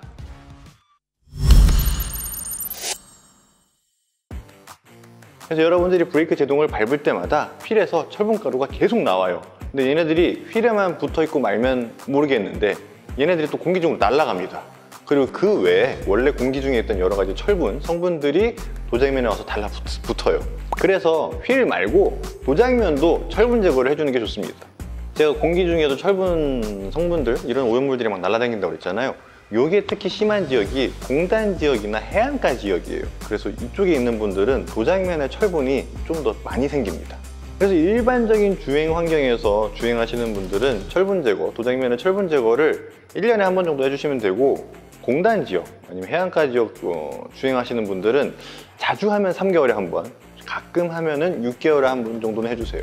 뿌릴 때 휠에는 거의 원액으로 사용하는 게 가장 효과가 좋거든요. 근데 도장면에는 휠만큼 철분이 되게 많은 건 아니에요. 여러분들이 6개월에 한 번, 1년에 한 번 하더라도. 그래서 철분 제거제를 1:1 물하고 이 정도 희석해서 사용해도 됩니다. 그런데 관리를 잘 하시는 분들은 코팅도 잘 돼 있고 하다 보니까 도장면에 철분이 생각보다 많이 안 쌓일 수도 있거든요. 1년이 돼가지고 철분 제거를 하려고 하는데 무턱대고 차에다가 다 뿌려버리면은 좀 아깝잖아요. 무슨 얘기냐면 다 뿌렸는데 반응이 없어. 보라색 반응이 하나도 없어. 그럼 아깝잖아요. 그래서 내가 철분 제거를 해야 할 시점이 왔는지 안 왔는지를 판단하는 방법이 차량 일부분에다가 철분 제거제를 뿌려보는 거예요. 흰색 차량이든 검정색 차량이든 앞바퀴 쪽이 철분이 가장 많이 나오거든요. 그래서 앞바퀴 바로 뒤에 있는 그쪽 도장면에다가 뿌려보세요. 흰색 차량은 딱 뿌리자마자 그 보라색 반응이 나가지고 보라색으로 변하는 게 보일 거예요. 근데 검정색 차는 이게 잘 안 보이거든요. 그래서 검정색 차량은 A4 용지 흰색 도장면 밑에 다 깔아놓고 뿌려봐가지고 보라색 물이 떨어지는지 안 떨어지는지 확인해 보면 돼요. 이게 반응이 났다 그러면 그때 차량 전체에다가 싹 다 뿌려가지고 철분 제거를 시작하면 됩니다. 철분 제거제는 사용한 다음에 습식 방식으로 하는 거니까 세차 부스 안에서 해야 됩니다. 차량 전체에 다 뿌려주고선 꼼꼼하게 고압수로 헹궈주면 끝이에요. 근데 이게 마르기 전에 헹궈주는 게 굉장히 중요해요. 디테일링에서 사용하는 모든 케미컬은 일단 마르면 좋지 않아요. 마르기 전에 항상 헹궈주는 게 중요합니다. 철분 제거제도 당연하고요. 그리고 신차 같은 경우에는 여러분들이 주행을 하지 않았으니까 철분 제거제를 할 필요가 없다고 생각하는 경우가 있는데, 신차일수록 철분 제거를 한번 해주는 게 좋아요. 왜냐면은 차량이 특히 이제 그 수입차 같은 경우에는 얘네들이 해외에서 들어오고 나서 바로 들어오는 게 아니라 기다리고 있는 대기 공간이 있거든요. 아니면 좀 PDI 센터를 거치거나 이런 대기 공간들이 보통 해안가에 있어요. 그러다 보니까 도장면에 은근히 철분가루가 많이 붙어 있습니다. 그래서 신차인 경우에는 철분 제거를 한번 꼭 해주세요. 오늘 두 번째로 말씀드린 오염물은 타르입니다. 여러 가지에서 나와요. 나무에서도 나오고 석탄에서도 나오고 석유에서도 나옵니다. 얘네들을 증류할 때 나오는 물질 중에 하나가 타르예요. 근데 석유 있죠? 석유를 분별 증류를 할 때 나오는 애가 아스팔트예요. 요거를 자갈이랑 섞으면은 아스팔트 도로에다 까는 거 있죠? 그게 됩니다. 그래서 아스팔트라고 부르는 거예요. 타르가 고온 상태로 있을 때는 얘가 이제 녹기 시작하면서 끈적끈적한 형태로 변하거든요. 고온 날씨에 아스팔트 도로에서 분리가 되면서 바퀴가 주행할 때 타이어를 타고서 위로 딱 올라오는 겁니다. 그러면은 바퀴 있는데 하단, 그러니까 바로 뒤에 있는 하단 쪽, 그쪽에 되게 많이 붙게 돼요. 그래서 내가 어느 날 차량 하단을 딱 봤는데 뭔가 검은색 점점점점 이런 오염물이 있다. 걔가 타르입니다. 이거는 그냥 타르 제거제 갖다 제거해주면 돼요. 별거 없어요. 타르 제거제는 습식으로 하는 게 아니라 건식으로 하는 거예요. 물기 다 제거하고 나서 여러분들이 타르 제거제 뿌리고 나서 녹는 거 본 다음에 깨끗한 극세사 타올로 딱 닦아주면 끝나요. 근데 타르도 얘가 이제 환경에 따라 가지고 되게 조그만 점으로 올라올 때가 있고 되게 큰 덩어리가 올라올 때가 있어요. 저희가 저번 시간에 얘기했던 것처럼 나무 수액처럼 이 타르 자체가 되게 뚱뚱한 애가지고 층이 두꺼우면은 얘도 작업을 여러 번 해야 됩니다. 마찬가지로 타르 제거제가 닿으면은 겉부분만 먼저 반응이 나가지고 녹기 때문에 요거 제거해주고 또 이제 새로운 면 드러나면은 또 뿌려가지고 제거해주고 요거를 반복해서 제거를 해줘야 돼요. 타르가 되게 많이 올라오는 도로가 있어요. 새로 깐 아스팔트 도로인데 날씨가 뜨겁다. 그럼 타르가 엄청 많이 올라옵니다. 같은 원리로 여름철에도 타르가 많이 올라오는데 특히나 비 오고 나서, 장마철 지나고 나서 더 많이 올라와요. 비 오는 거, 그 빗방울 영향도 좀 있는 것 같아요. 그래가지고 장마철 지난 이후에도 타르가 굉장히 많이 올라옵니다. 그리고 또 언제 올라오냐면은 겨울철에도 올라올 때가 있어요. 겨울철엔 왜 올라오냐면은 고온도 아닌데 왜 올라올까요? 겨울철에 눈 오고 나면은 염화칼슘 뿌리잖아요. 근데 염화칼슘이 물이랑 만나가지고 염화칼슘 수용이 되면은 아스팔트 도로를 살짝 부식시킵니다. 그때 타르 덩어리들이 막 생겨요. 그래가지고 이 염화칼슘을 뿌린 도로를 달리고 나서도 타르가 많이 올라와요. 그래서 여러분들이 그 여름 장마철 지나고 나서 그때 한번 타르 제거를 해주는 게 좋고, 그 다음에 겨울철에는 눈 오고 나서 염화칼슘 도로 쫙 한번 달리고 나서 한번 제거해 주는 게 좋아요. 그리고 타르랑 되게 유사한 오염물 중에 또 하나가 스티커 자국이에요. 스티커 자국. 우리가 보통 주행할 때는 스티커 자국 같은 게 생길 일이 없죠. 근데 이제 우리가 인위적으로 붙인 것들이 몇 가지가 있어요. 차량 옆에 문콕 방지제 그런 거 붙일 거 있잖아요. 이거 바꾸고 싶어가지고 딱 띄면은 스티커 자국이 남을 때가 있습니다. 근데 이거 막 손톱으로 이렇게 긁으려고 하죠. 그렇게 하다 보면 또 흠집 생겨요. 이럴 때 타르 제거제 뿌려주면은 그 스티커 자국이 싹 녹습니다. 그리고 또 한 가지 기분 나쁘게 생기는 게 주차비만 딱지. 그거는 스티커가 엄청 크고 강력하게 붙어 있죠. 띄워보신 분들 알 거예요. 자국 엄청 많이 남는 거. 이것도 타르 제거제 아니면은 스티커 제거제, 이 두 가지 갖다 다 제거할 수 있어요. 이게 오래 놔두면 놔둘수록 유리의 흡착이 강하게 돼가지고 더 안 떨어지거든요. 이럴 때는 여러분들이 그 위에다가 휴지를 올려두세요. 그 다음에 타르 제거제를 쫙 적셔가지고 타르 제거제가 그 스티커 자국들이랑 반응할 시간을 좀 길게 해주는 겁니다. 그렇게 한 다음에 닦아내면은 잘 녹아서 떨어질 거예요. 그리고 이 주차 위반 스티커 나온 김에 한 가지 더 말씀드릴 게, 그 환자분들은 유리에 발수 코팅 많이 하시잖아요. 발수 코팅 해보신 분들은 알 거예요. 발수 코팅 했는데 주차 위반 딱지가 붙었다. 그거 띄워보면은 포스트잇 떨어지는 것처럼 쫙 떨어집니다. 자국 하나도 안 남고. 요거는 간단한 팁이니까 알고만 계세요.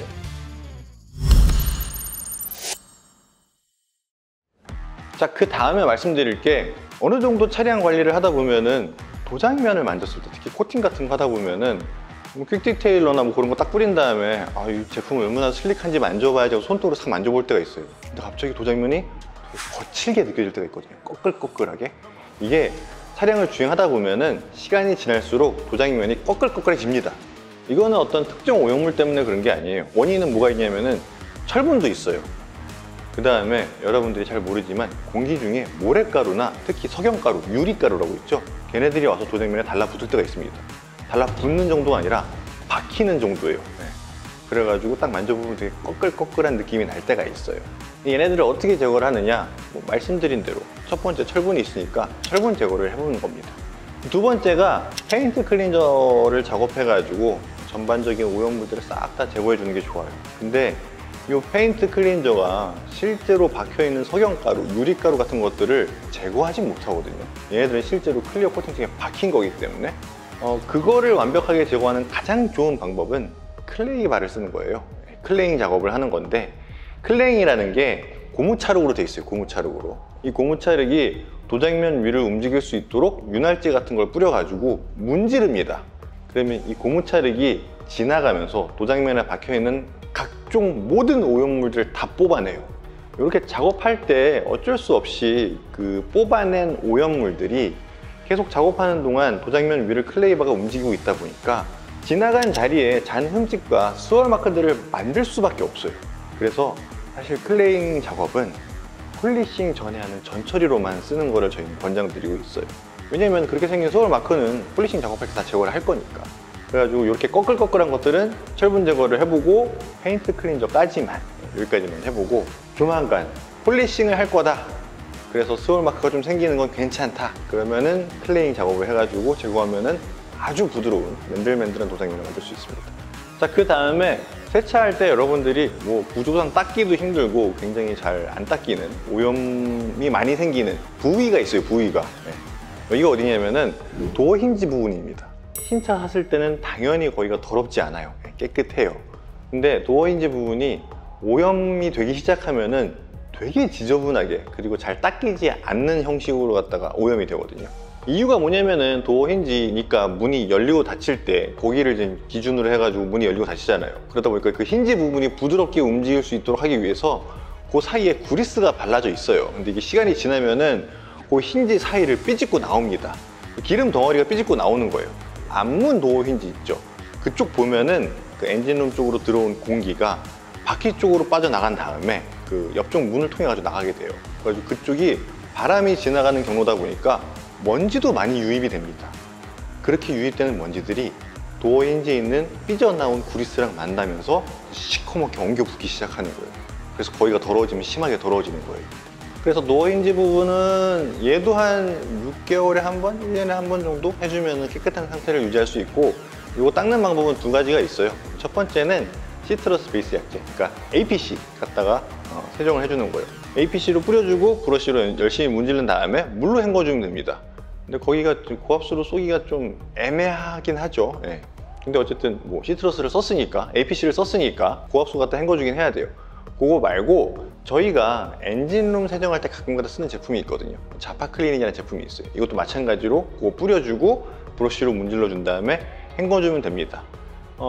차이점은 APC는 디그리셔로 가지고 기름을 제거하는 그 세정제 역할을 하는 애고, 자파 클린 같은 경우에는 어떻게 보면은 기름 갖다가 기름을 제거하는 거거든요.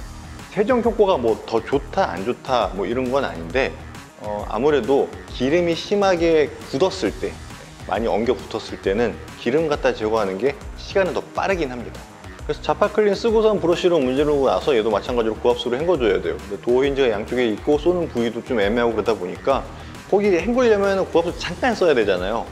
실내 게러지 가는 날, 그날 작업하는 걸 추천드립니다. 왜냐면 실내 게러지 가면은 고압수 쓰는 거, 시간 제한 그런 거 없으니까요.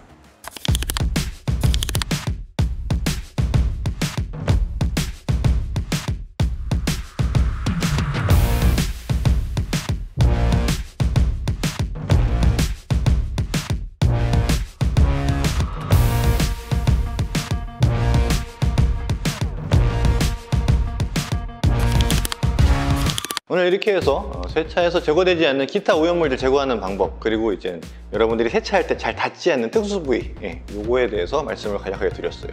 그럼 다음번에도 세차와 디테일링 여러분들의 즐거운 취미가 될 수 있도록 저희는 또 좋은 영상, 다음 시간은 폴리싱 부분에 대해서 말씀을 드릴 겁니다. 그거 준비해서 찾아뵙겠습니다. 오늘 저희가 준비한 내용 여기까지고, 오늘도 시청해 주셔서 감사합니다.